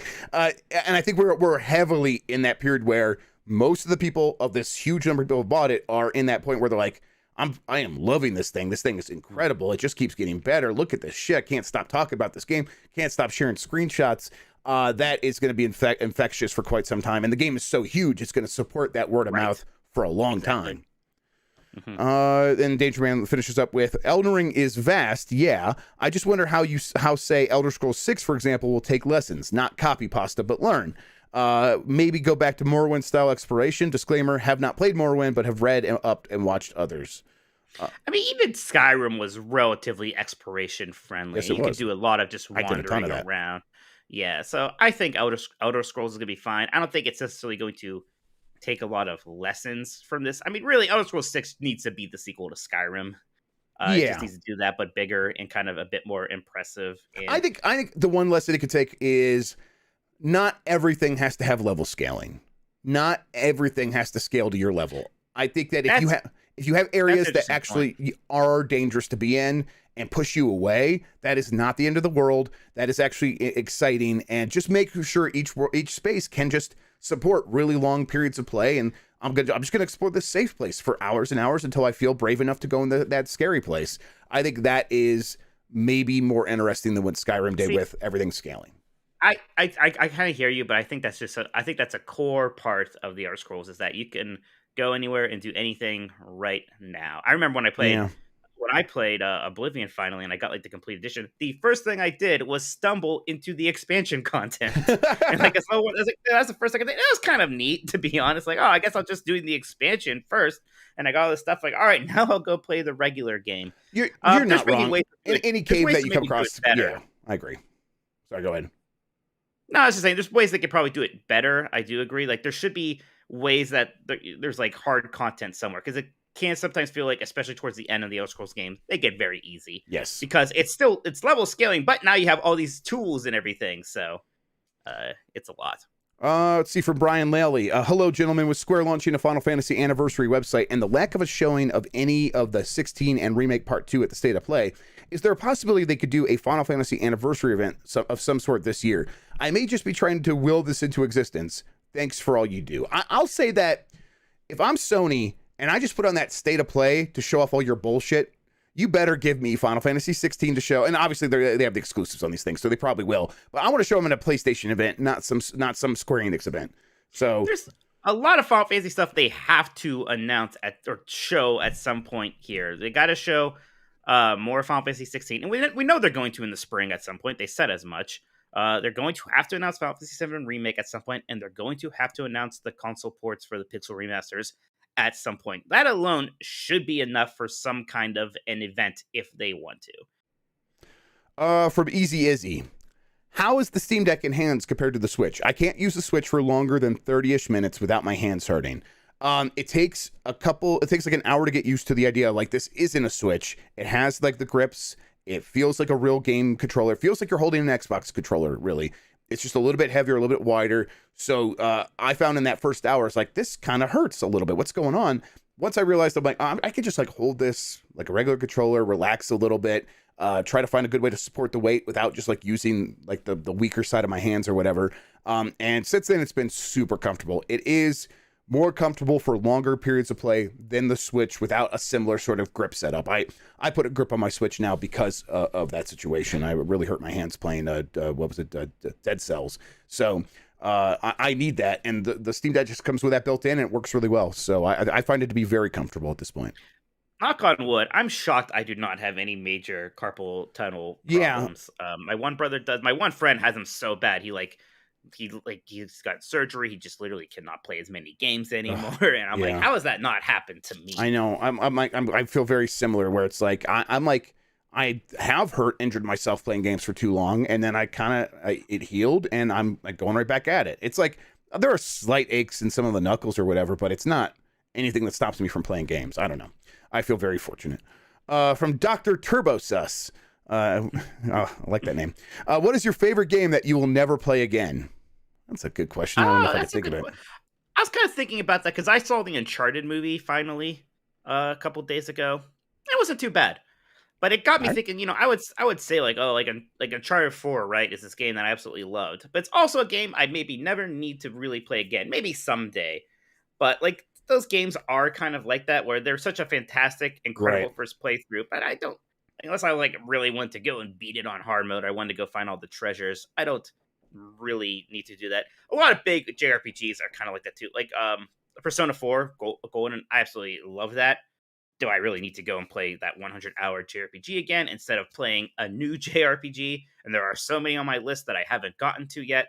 That's how I kind of felt about Persona 5 Royale, right? It's like, yeah, there's new content there, and I kind of want to see it, but I already spent 100 hours playing Persona 5, and I still want to go back and play like Wild Arms and weird stuff like that. Yeah, one of the biggest early stories Bitmob ever had was what community member writing, I never want to play Mass Effect 2 again. And it was like that headline, but it wasn't like because they thought it was bad, it's because they finished it and they're like, they can't imagine ever changing any of their choices or whatever. I definitely had that with Mass Effect 2 a little bit, where I'm like, I started playing the Legendary Edition. I'm really enjoying it. I'm still in the first game, but it's like, whenever I lose steam, I'm like, I'm just kind of playing the same choices I did before. It's still fun, but I don't know if I need to go through it all again. So it's like the Mass Effect is definitely like right there on that bubble for me. I'm beyond that. It would be a game where you're making choices, though. It would be that would be like The Walking Dead is probably a good example. Yeah. I really liked Walking Dead in 2011, whenever that was, but I don't feel the need to go back and play it again. Sometimes I get surprised. Like, I didn't think I was going to play KOTOR again. Then just like came out on Switch, and I basically did play it the same way, the same choices. The one way I made it different was I am actually going to follow this guide on what the best build is going to be, and that's how I'm going to play it. And that just kind of made it fun. And playing it on the Switch was fun, and that game was very good. So. I should go install KOTOR on the Steam Deck and then mess around with installing mods on Steam OS. Install KOTOR 2 because that has that mod where like the fans went in and added like the cut content from the ending and some other stuff. I'm definitely gonna do that. Game, I've been waiting to play that. That's a game that you really I actually really want to play KOTOR 2 on the Steam Deck. I thought I was going to finally do it on my Steam machine or the Steam Link or something. Yeah, Steam Link. And like, I don't like this controller and there's some lag and nope, not yet. But I own it. So that time is coming. All right. That's I can't wait. From Delta Prime 84. Hey, Beef and Cheddar Boys, I'm looking for a career change. And given the amount of tech companies doing work from home, I thought I'd look for a work from home job. As people that work from home, what advice can you give to someone transitioning from going to a workplace to being a work from home worker? What do you think, Mike? Man, it's hard for me because I never transitioned. I've been working from home basically my entire since I stopped working at a pizza place like 13 years ago. Or whatever. It's difficult. I will say the one thing that does help me, because I do sometimes get a little stir crazy, is I do like to go out for lunch still. Yeah. So find excuse, like do that. Go for a walk at least. Don't literally sit in your office all day. That's the big thing. Yeah. I just set up a place that is dedicated for work, and you don't get any like if you get into a bad habit, be willing to let it go. Like if you start like going, I'm going to watch the news today while I'm working because there's something interesting happening. Don't just turn on the TV automatically the next day. Recognize what you're doing and sort of be like, I can't have the TV on while I'm working. I think that for the most part though, it's not that hard. It's the kind of thing where like you got to get the work done, so you get the work done. The hard part is always just like the delineation between work and life and like finding a way to like create a partition, and that's the hard part. And really, that is about what Mike said. Like, maybe at the end of the day, you do go outside and you say, this is the end of the day, I'm going to go take a walk. I do that a lot. That's very helpful. I do think it's important to keep hours. Don't try to work too like really weird hours. And that is a benefit that you can, but I don't make a regular habit of it. Try to keep things to a 9 to 5 or whatever makes sense to you as much as you can. Yeah. I have those standing desks, the walking desk actually, but that's specifically for my ADHD, where I just need dopamine going into my brain so I can trick it into like thinking it really likes doing all this work I'm doing. And that helps when I'm exercising while working. Right. And good luck with your career change, Delta Prime. From Epic Turbo World. After the State of Play announced and before the actual broadcast, I saw Jez and others saying Microsoft should do these type of events. After that State of Play, and frankly the last few State of Plays, I've come to the conclusion that maybe they should not. Microsoft maybe they should not. Yes. Microsoft and Sony have about the same amount of games in development, and Sony struggles to make these things interesting. Wouldn't Microsoft run into the same issue? I think they would, Mike. What is everyone mad at Microsoft for right now, right? They're saying, wow, there's nothing much happening. There aren't many games coming out. Well, then what do you expect them to announce? Right. Like, we already know what's coming out. So, like, they could do a thing where they just show, like, people working on a computer, and here's a wireframe model of Joanna Dark, I guess. But I don't know. And I think what we learned from that State of Play is you can't fake it. You either have stuff for a State of Play or for one of these exciting things, or you don't, and you need to recognize it. And maybe people will be frustrated and they think you're being quiet, but that is probably better than coming out and bombing. The thing I've always said about this is the audiences that these companies speak to are very different. Nintendo speaks to the Nintendo audience, and only Nintendo can really speak to that audience. So when people have games to announce, they are desperate for the Switch. They are desperate to get into a Nintendo Direct. If you are EA or Activision or any of these other companies, except for apparently Square Enix, if you have games and you're releasing them on PlayStation or Xbox, it's very easy to speak to those audiences whenever you want. You don't have to operate on someone else's timeline. No one's desperate to put stuff in a State of Play. They're just not. And it would be the same thing for Xbox. So I tend to agree with you. I think saving everything for at least one big show a year around E3 timeframe is the right way to do it. Yeah, and maybe doing something from like December-ish, right? Sure, like that always seems to make sense too. Right, but smaller updates here and there are fine. From Pinball RJ, do you think Dead Space was delayed due to Resident Evil 4 remake coming this holiday? Before remake will get delayed to the same week as Dead Space in early 2023. Yeah, maybe. No, I don't think so. Yes, probably not. Resident Evil 4 remake probably is coming. I think it was just delayed because they wanted to make sure this game is as good as possible. All right, from Casual. I was looking at this one. I'm trying to figure out what these nicknames are for. So, from Casual, the artist formerly known as Nick Turbo Sean. All right, now we know that mystery solved. Ah, that's who it was. Got him. Dear Jeff, Jailhouse Rock Grubb, and Mike, I want to curb free Minotti. Fair enough. These are related to this question, which is Nintendo Jail more like the Green Mile or more like the Shawshank Redemption? In my mind, I'm picturing Mike clutching the bars, looking out solemnly while Jeff lies on the top bunk, smiling, knowing he's blown his chance of parole with all these emulation vids. Man, I was at like I think like right before the pandemic, I was out at some bar just like trying to have a good time, and they were playing the Green Mile, and I was looking right at it where I was sitting. It was literally just like why is this bar have AMC on? It's like the scene where like he electrocutes the guy and like intentionally didn't put the water on him, so he like painfully fried to death. And I'm just sitting there with like my beer, try to have a nice time. I'm like, what the hell? Why is this on? Yeah, bar TV choices can sometimes be a choice, and that's definitely one of them. Just put sports on. Just put sports on. Just put sports on. Yep. Even if you don't like sports, That's what like sports you're not at the bar for. to watch anything anyways. Like, yeah, there's definitely like badminton on or something. Just put on, sumo wrestling. Even two guys talking about sports, man, and I don't even put the subtitles on. I don't care. It's got to be something chill and normal like that. Don't chill put and on normal is what I want from a bar. AMC's movie about how, the people getting executed. Don't want that. Dr. Butthunter says weird things on bar TVs are my vibe. I could see people doing that. Nintendo Joe was mostly like that scene where they bust out Tim Allen in the Santa Claus.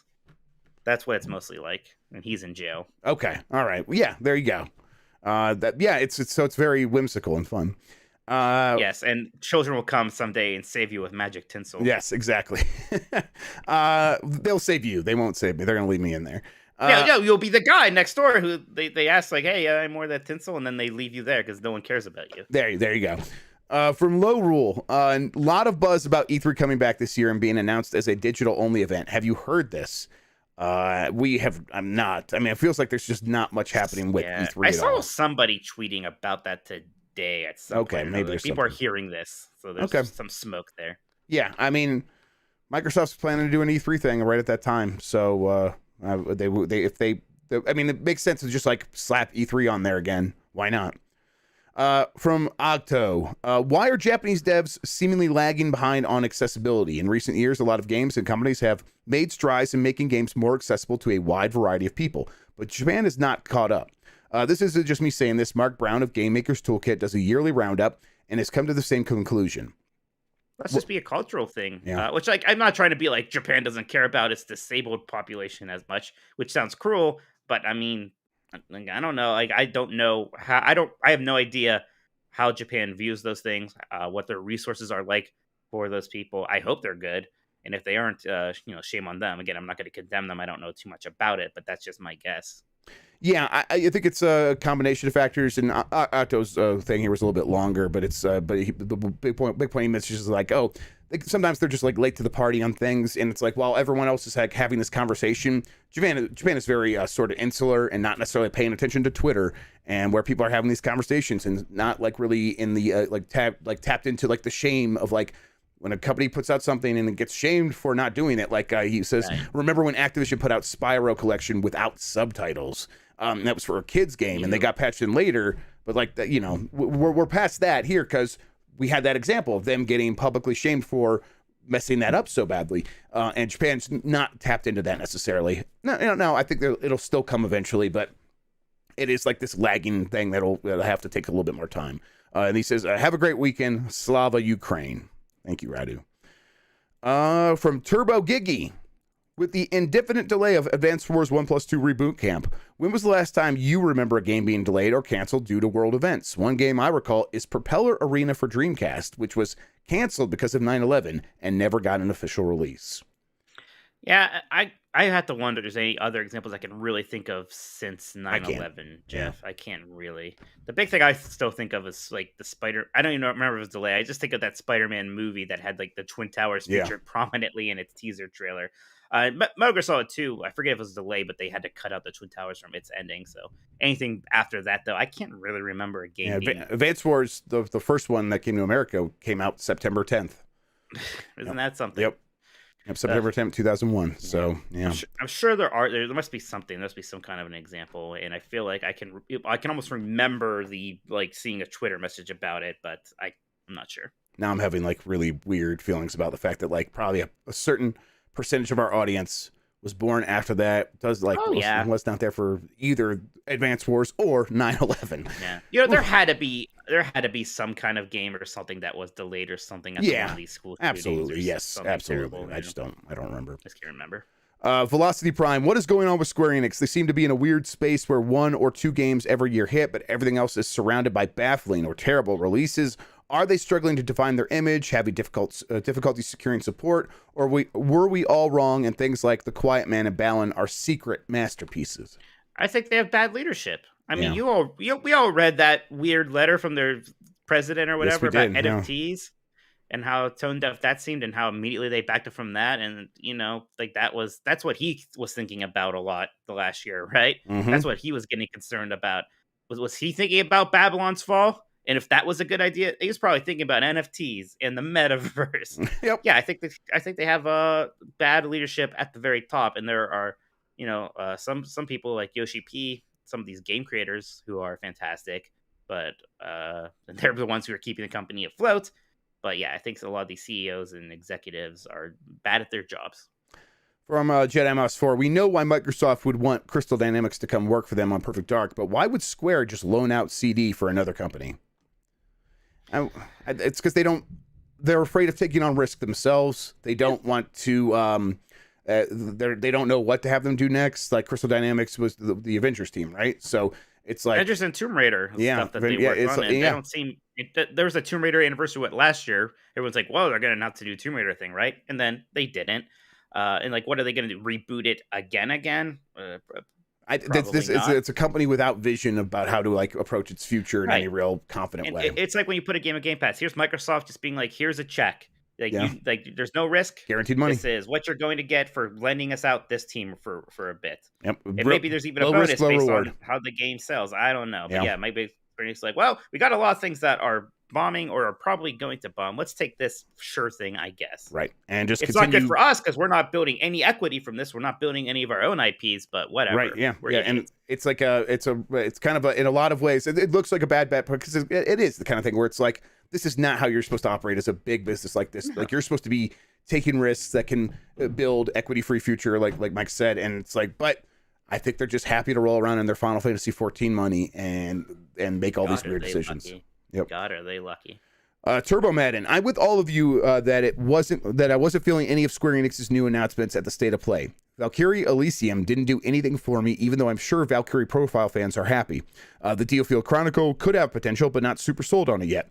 Though, thinking about it, what Square announced on Nintendo Direct last month, the reception felt more positively received, including the Front Mission remakes, Chrono Cross Radical Dreamers, and a remake of Live a Live. Was Square Enix announcements in the Nintendo Direct that much better than it was on the State of Play, or are these announcements more crowd-pleasing because they are either hitting certain people's nostalgia, or for Live a Live's case, finally being localized? I think Live a Live looks better than anything on the PlayStation thing. It looked better. Look, the thing is, on the PlayStation thing, the Square Enix stuff was kind of featured as the main event, right? They closed with those two the end there. They were not like the most important things in the Nintendo Direct at all. Nope. And that's what really made the difference. Also, they look better. They just look like better games. All of them do. They look better. You know, it's like Chrono Cross. Like, okay, yeah, it doesn't even look that great for remaster, but hey, wow, Chrono Cross is coming out again. That's interesting. From Ninturbo, bro. What's worse, a 20-minute Nothing Burger State of Play or a 4-hour Twitch ID at Xbox Indie Showcase? I mean, I guess the Xbox. If you're sitting down to watch the whole thing, definitely the Xbox. But I will say that I do not get excited for ID at Xbox shows anymore because of this, and I still somehow always fall for State of Plays. So they got the pacing down with the State of Play, right? Like they got like that. If they just slotted in better things, it would have worked. From Charles. Does Sony have an incentive to run a State of Play that will receive mixed to bad reception? Is it for investors, third parties paying to be featured, or did they just not realize it wouldn't be great? I mean, I think this is like, I said this on Grubb Snacks, I think it's like a bargaining chip that they use, and they're going to put on a State of Play. Now, go out there and make deals with these other companies to get stuff in there and treat it as like part of like bigger deals for getting stuff on PlayStation early or getting marketing deals and saying this is like, honestly, they might have marketing deals with a lot of these companies, and it's like this is part of like paying that bill where they like, hey, a spot in a State of Play is worth this amount of money, and by doing that, we have paid off that amount of money towards this marketing deal that we've made with you. It seems a lot about that kind of stuff. From Turbo Sean, a legitimate Turbo for once. Wow. Happy Friday, Jeff. Banned from the Xbox Era podcast for leaking Phil Spencer's episode 100 appearance, Grubb. That was funny. Yes. We had a good time on that show. That was a good show. And Mike, banned from the Xbox Era podcast for talking mad shit about Friends, Minotti. Yeah. Oh, the show. It's like Friends. Who's Friends? Oh, right. That awful sitcom. Yes, that awful, terrible sitcom. Gentlemen, today I come to you with one question. Have you heard about our Lord and Savior Turbo? Oh, no. Snail? Yeah. From the DreamWorks? The DreamWorks Snail, yes. It's not a single person or deity, but rather a philosophy, a way of life. Those who partake are known to lead longer, happier lives, have increased movement speed, and gain the ability to perform Kikokins and airborne hurricane kicks. I think we're going to need some cited information there. Just something for you guys to consider. P.S. Mike, I too hate Hollow Knight, but that okay. P.S. Mike, I too hate Hollow Knight, but that probably doesn't surprise you at this point. No, it doesn't. Yeah, well, you know, that's actually, considering you don't like Super Metroid, that's actually a compliment to Hollow Knight, another top tier Metroidvania. Yeah, look, the whole Turbo thing's been ruined for you guys now because I'm associating it with the snail from the DreamWorks movie. Sorry. I for a long time I thought that was a Pixar movie. I'm like, why does this look so bad? It's not. Turns out not a Pixar. It turns out not a Pixar movie. From Pablo Cos. Hello, Jeff. Love it. Look at my hamburger. Okay. Hello, Jeff. Look at my hamburglar sweatshirt, Grubb. Yeah, fair enough. And Mike, no more saltine crackers, Minotti. Thank God. I get afraid to wear that hoodie now because you guys made fun of me so much, just because it was slightly different than what I normally wear. Speaking of saltine crackers, I saw my new butt doctor yesterday, and of course, I knew this was coming, but they want me to do another colonoscopy, so that's going to be a fun time coming up here soon. Good luck. I just want you all to know about that. When do I have to start getting regular colonoscopies? 50 is when most people need to get their first Someone one. was 40, but is 40 the prostate? Something's going with my blood eventually is what I'm saying here. Oh, Jeff. I loved Super Mario Brothers 3, Teenage Mutant Ninja Turtles, and the Rocketeer on the NES during my childhood. With the first two available, or soon to be, on modern platforms, Mike, what would need to happen to get a Rocketeer, or to get the Rocketeer port? Happy Friday, boyos. Yeah, I like that Rocketeer NES game pretty fine, actually. No one ever talks about it. In fact, I always say if I'm going to speed run a game, that's the game I'll speed run just because I'm sure nobody does. Yes. So, I don't think it's ever going to get ported to anything. You're just going to have to download that one. Really. Yep, go for it. Yeah, you have my permission, which means more than Jeff's. And the Rocketeer statue's permission back there. So there you go. There you go. Yeah, it's back. From Keywork. Sup, boys? This may come up naturally when discussing Elden Ring, but I'm curious about your current events in game and your build. I'm currently punching sand, fighting General Radon with a 2H greatsword build. Thanks as always. 2H means two-handed. Two-handed. Thank you. Yes. Yeah. I was having so much fun. I spent a night with my brothers. We were just kind of helping each other fight bosses that we were working on. That's we great. were just that's great because you kind of can take turns once you get there. Like, okay, now you summon us there. So that was a lot of fun. And all three of our builds are kind of different. I'm pure strength, sword and shield. Christopher is kind of like the spells, like the what's it called, magic and sword. The mixture. And right. AJ is pure magic. So that was paladin. fun. Is that what it'd be a paladin? Yeah, Nothing. But I'm doing like a pure. Strength thing. So I used to have giant sword and shield, and I really been spending a lot of time getting my equipment better. And I actually did a lot of that first underground area and did a lot of that stuff, and basically getting ready to get into the magic school now. I'm a little not frustrated, but there's another game I'm reviewing, so I'm spending a lot of this weekend on that. And there's a part of me that's like, oh, I'm falling behind on the Elden Ring train because everyone's talking about Radon. Have you beaten now, Radon? And I'm not really. I have not. Okay. So people are getting ahead of me now. I just beat him last night. Yeah, I'm playing so much of this other thing, so hopefully I don't get too kind of left behind here. But yeah, I mean, it's so big. I feel like once you get back into it, people will just be have gone down another rabbit hole, and you could just go to a different one, sort of leapfrog them or whatever. There's so much. It's so big. I just beat Radon last night. It was very challenging. I just needed sort of. Is that the guy at the end of the magic school? Or no, that's Renala. That's okay, Renala. So you're like that. You're like on the. Radon's the third big one, or right? So there is the pre-boss of Margit, who is very difficult, still real boss, but Margit. But then there's Godric, who's actually one of the rune holders. Then there is the evil Hogwarts, which is just Hogwarts. See, that's my next thing is I'm finally getting into evil Hogwarts. I was doing a lot of fiddling around it. It's hard. I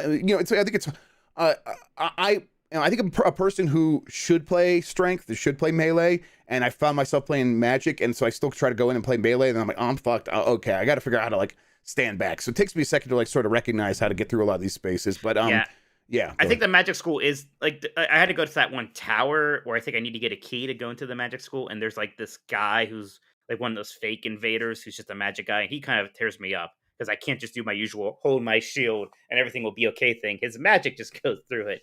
So I need to kind of figure something out there. Yeah, that holy magic goes through stuff. Yeah, you have to watch out for that. So Radon is not the last boss. Someone in the chat asks, not even close as far as I understand it. Right, because there's still girl who sleeps with corpses and guy who eats shit, right? Right, yes, exactly.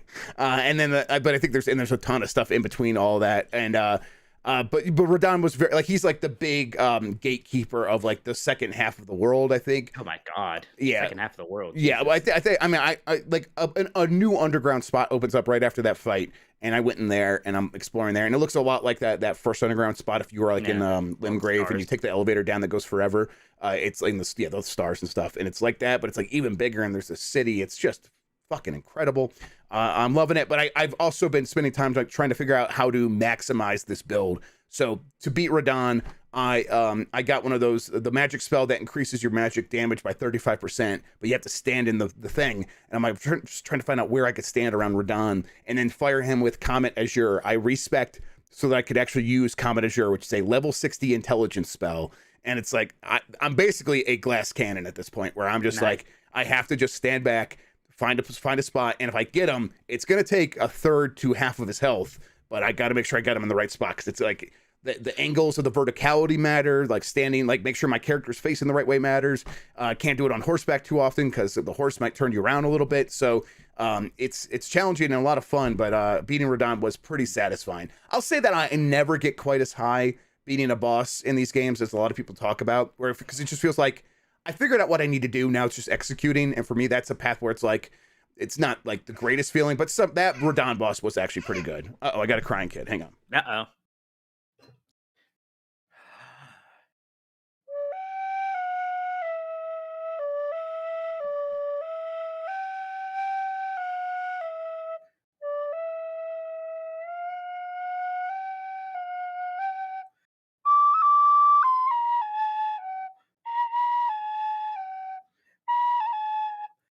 Simba, you have forgotten me. You have forgotten yourself and thus forgotten me. Play some 311. Okay. Just a couple more questions here, and then we'll get to the super chats that have come in since. Actually, Keywork says, hang on, let me hit a marker. Keywork says, P.S. Mike, SNW, Super Nintendo World in Hollywood will have Mario Kart only in terms of rides. That's Epic Universe will have a bit more overall. Right, so yeah, that's why I thought Hollywood was just Mario Kart. It's not going to even have Yoshi. So Japan right now has Mario Kart and Yoshi, and I think they're going to get Donkey Kong later. Hollywood's just Mario Kart, and then Orlando is going to be Mario Kart, the Yoshi slow ride, and also the Donkey Kong Country roller coaster. So that's where it's going to really be at. All right, Nick Turbo. Let's see. The only way PlayStation ends is if the world starts nuclear war, and I mean, okay, yeah. Well, Nick, you make a joke, but it's Oh, we'll be fine. We'll be fine. PlayStation will still exist. King is overrated. Happy Friday, gents. Quick question. I just got my girlfriend a gaming PC and having her play games with me. She never played many games before, and I'm trying to be patient as she learns. What is basically a second language to me in video game mechanics? Yes. Any ideas on how to make her learn these mechanics easier to understand? Thanks, guys. I had her start in Minecraft. That's a good place to start. It's a pretty good place to start. It's difficult. Menus can be a thing with newer people, right? Like things that like I had a friend who was playing Kingdom Hearts, and I went over to check their progress, and they were like really far, and they just never equipped a new Keyblade, right? Like a new weapon. Like, they didn't really understand. I was like, oh, you got a better weapon, you should put that one, right? It's difficult. It you know, you can help and help. Ultimately, if they're really into it, they'll learn. That's right. And if not, there's not too much you can do about it. Minecraft, I think, is a pretty good place to get them going on, though. I tell you what, Legends Skyrim, Arceus, try that. Try Pokemon. Yeah, you said Arceus. gaming PC. Never mind. Yeah, Skyrim isn't too bad as far as like big RPG games go. If you want, or even Mass Effect, Mass Effect 2, maybe. Mass Effect, maybe. I don't know. I just think that Legendary, the characters. I have to think about more. Yeah, I mean, there's definitely a lot to juggle there for sure. But that's the whole point. Like, you got to learn this stuff, and you kind of have to just learn. You have to throw yourself into the fire. That's not the idiom, Mike. Why am I so bad at idioms? Throw yourself in the fire to learn. That's what the kids do. That's not what. Yeah, jump into the deep end is what you want to say. Yeah, right? exactly. You want to jump into water, not fire. I think I'm trying to think of like a hot kitchen. Like, you got to go into the whatever. I think Fallout 3 was my gateway to a lot of more like Western RPGs. Actually, I remember I didn't get into any of the Baldur's Gates or even KOTOR at that time. But then Fallout 3 was when, after that, I went back to Oblivion, and then I went back to KOTOR and all that stuff. Thank you, Lucius. You're mixing up Trial by Fire with jumping into the deep end. That was your problem. Jump into the fire, everybody, with Turbo Make like Nick. a tree and get out of here.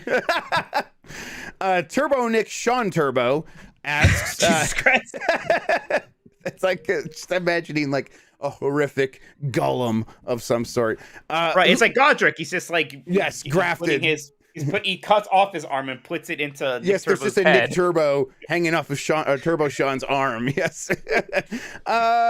Turbo Nick Sean Turbo asks, who is your favorite Turbo and why is it Turbo Nick Sean Turbo? It's messed up.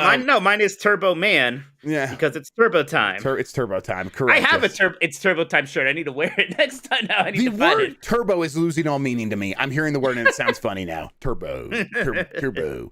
Real question. Yeah, it's a weird word. What do you think? I wonder what the origins of that. I wonder if that has Latin origins. Yeah. Turbo. Let's see. Spanish. Real question. What games do you guys like that general community considers bad or terrible? Apparently Super Metroid. Apparently Hollow Knight.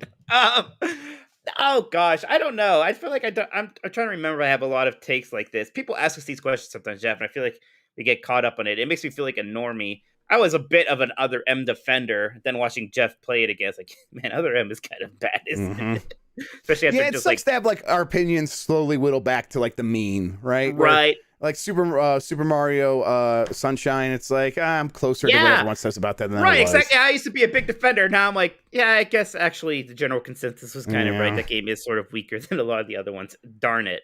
We are at our last one. I thought there was going to be 25 questions. A bunch came in at the last minute. So we're at the last one. 31 questions from the community this week. With Blizzard announcing the separation of the PvP from the PvE to speed up the process of Overwatch 2 getting into players' hands, do you guys think that it's just further bad signs of things at Activision Blizzard with the company being able to hold on to or even hire game developers? Or could it just be the company is hurting to get games released to make up for the gap that Call of Duty Vanguard left in the company's pocketbooks? Thanks, and have a great weekend. I guess there might be a point there. I mean, I guess at some point, somebody probably just made a pitch like, look, we can at least get something out for Overwatch 2 here instead of literally waiting till the second half of 2023 or whatever the hell it was going to be. And that argument probably just made a lot of sense. A lot of love in chat for my hoodie. Yes, I'm very excited. Yes. I went to New Mexico, like I said, and I had wanted to get one of these when I was down there, and I just didn't, and I was stupid, and I had to like find one online. It took forever to find, but I'm very happy with this one. Mike, that does for the community chats. Any super chats?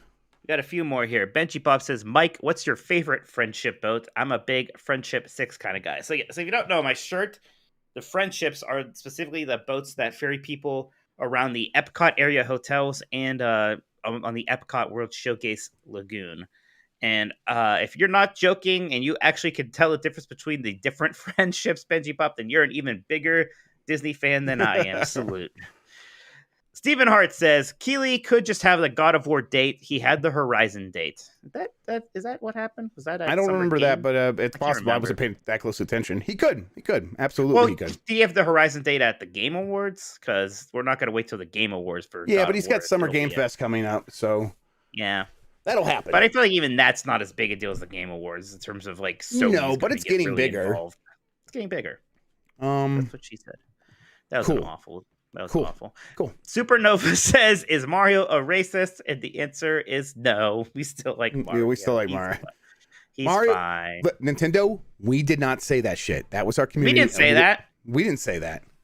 I would never say that. What are they going to do? Put us into Super Nintendo jail? Super Nintendo jail. Nintendo jail 64. Yep, there you go. Virtual Nintendo jail. No, that one wasn't very successful.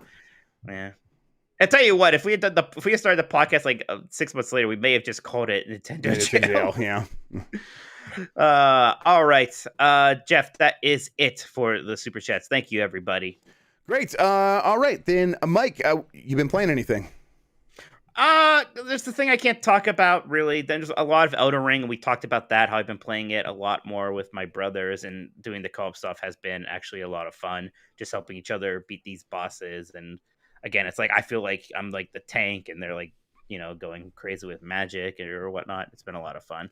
But yeah, and then F-Zero actually talked about the Front, which is I think definitely the most exciting Nintendo 64 game that you can play on your Switch right now, right? Like that is, it's not very often you go back to Nintendo 64 game. We're like, wow, this is still kind of graphically impressive in some ways, right? Or aesthetically impressive. I guess love the way is it what looks. I mean. Yeah. Yeah, it looks great. I think I mostly prefer GX. Well, X's soundtrack is probably better because again, X just goes like pure shredding guitar, and GX is a bit more of an electronic thing, and it still sounds good. Mhm. But there's something special about F-Zero X's soundtrack. It's pretty nuts. Yep, I'll be playing some of that. We should probably do VJ incoming in chat when we first started talking about this. Said online multiplayer night. That's right. We should do some online We can do multiplayer with that. that. Yes, we can. It'd be pretty fun. And then I'll play some Kirby's Dream Course with someone as well. There you go. Yeah, it's just been all Elden Ring. I really want to beat it before a lot of other stuff starts coming out. I feel like I'm so far away. I'm like 75 hours in now, according to the Steam counter. Yeah, what's the next big thing? It's a little game called Kirby. That's right. Kirby. Well, at least Kirby. Like I play my Switch games so differently. Like those are always the games. Yeah, but the Steam Deck, I play. It's like bed. Now the Steam Deck is completely now it's the replacing same thing that. for you. Yes, I've been. And Elden Ring is completely in that slot where I've just been playing it all on the Steam Deck. That's like probably like 75 hours on the Steam Deck already with one game for the most part. So, but yeah, it's so good. It's so much fun to just see the next place. And I get very frustrated with the bosses and I'm like, I hate this, but I really don't. It's just a matter of doing the dance and figuring it out. And bosses I feel like they almost kind of have to be this difficult. They kind of do have to be this difficult. And I feel no shame at all bringing in a random stranger. No. It's actually incredible because you got your brothers, you guys play games together regularly. I have this thing about like, I'm going to settle this appointment to go like play games with Mike. And then, I'm going to be late for 10 minutes because something's wrong. And I feel bad. So I don't even like set up the thing in the first place. That's how my brain works. With this game, it's just like, there's people just waiting there to help you. Mm-hmm. It is brilliant. God, it's so good. So, I had to, there's like this one boss, there's like two big ogre things. And I knew I was going to get this really cool shield. It's the shield with like the face that shoots fire. And I really wanted a new shield. And my brothers were busy. But like just the way this boss works, it's like so much better with two people because there's two of them. Yes. So I was able to get the stranger in there, and it was fantastic. It's like, yeah, they like he fought his guy, I fought my guy. He lived the whole time, so he got his rewards. At the end, we do our little emotes and we go our separate ways. I'm like, that's fantastic. Yes, that's good stuff. Exactly. And Radon, I did beat solo. That fight I think is actually easier solo because you can summon your horse and get on your horse and ride away and stuff. So. But they actually give you a ton of like AI. You'll see. I don't want to spoil it. It's great. Sure. But yeah, I don't know. I'm just gonna kind of keep playing this game. I'm wondering what my hour count's gonna be when I get to the end though, because if I'm at like 75 hours at Radon, it feels like it's gonna be like one of those 150 hour games, which I don't know if I've had. I one wonder of if those. you're gonna get to a point where you're like, okay, just two more bosses I need to kill, and I'm almost about as strong as I'm gonna be. Let's finish the game. I do think that there's a chance because I being the glass cannon right now, I think I did make Radon pretty hard because I just could not get hit. Not really. And that's I've seen one other thing my people. character can do is he can get hit. Yes, I've seen other people playing and seeing their HP bars way up. I'm like, I've done nothing to grow my HP or my FP, so I've started doing that both slowly. That's what I'm focused on right now because I don't think my character's not going to get that much stronger in terms of the damage I can output with this magic. This magic is just a huge Kamehameha.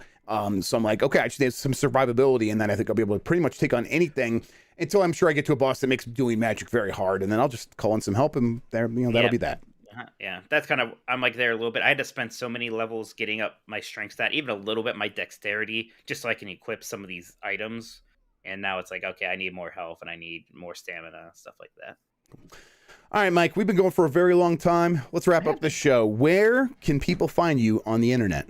You can find me on Tokoto, on Twitter as Tokoto, TOLKOTO. Check out 90s Disney, my 90s Disney podcast at 90sdisney.com. We will be back on Tuesday with the last of the Nintendogs. I'm Jeff Grubb on Twitter. Come hang out with me there. Come, bother me there. That's fine. I like that. Discord.gg/GameMess. We have the community always going. We are doing another Mario Kart play this weekend on Saturday. It's gonna be the tournament. We do that live every weekend in the community, but as that game gets its DLC, it's gonna get real busy, so we're expecting everyone to show up for that. So if you want to get used to that, see what's going on, see how the tournaments work, definitely check in on us on Saturday morning, tomorrow morning as we're recording this. More game nights coming up. We'll probably do this F-Zero thing. We're gonna do a Splatoon thing, I think once a month we said, or something like that, around that time frame. And then yeah, check out the Patreon if you want to check out that Jeopardy game that's upcoming here in the next week or two. Yeah, Chocobo GT's bad. Don't buy it. Someone's asking about it. Yes, I saw just asking about that. Yeah, Mike was. You talked about that more on Nintendogs, right? Talked about it at some point. Yeah, it's not good. Where yeah, it should be good. It should be better. The tracks are so short, and it also has like it feels free to play, even though it's not a free to play game. Right. The only good thing I say about it is that it runs really well. It's like a smooth 60 frames per second on handheld. That's nice. something. You got plans for the weekend? I really need to play this one game that I'm reviewing. I think I'm spending most of my time doing that. Hopefully, I can take. How long is that game? I hope not very, Jeff. I hope it's not gonna be as long as Elden Ring. That better not be. That would be messed up. Better not be. Yeah, yeah, fair enough. I'm excited to hear your thoughts on that. Although, yeah, I think I kind of know what to expect there. Yeah, I'm gonna be playing a lot of Elden Ring. I think I'm gonna be messing around with the Steam Deck a little bit more, trying to maybe put Windows on it. I think that might be my plan this weekend. Yeah, I don't know. Waiting for the music to pick up. Yeah, wait, birthday party. I thought that was next weekend, AJ. The twins' birthday party this weekend. Crap, I gotta get him presents. There we go, everybody. See you next week. Have a good one. Bye.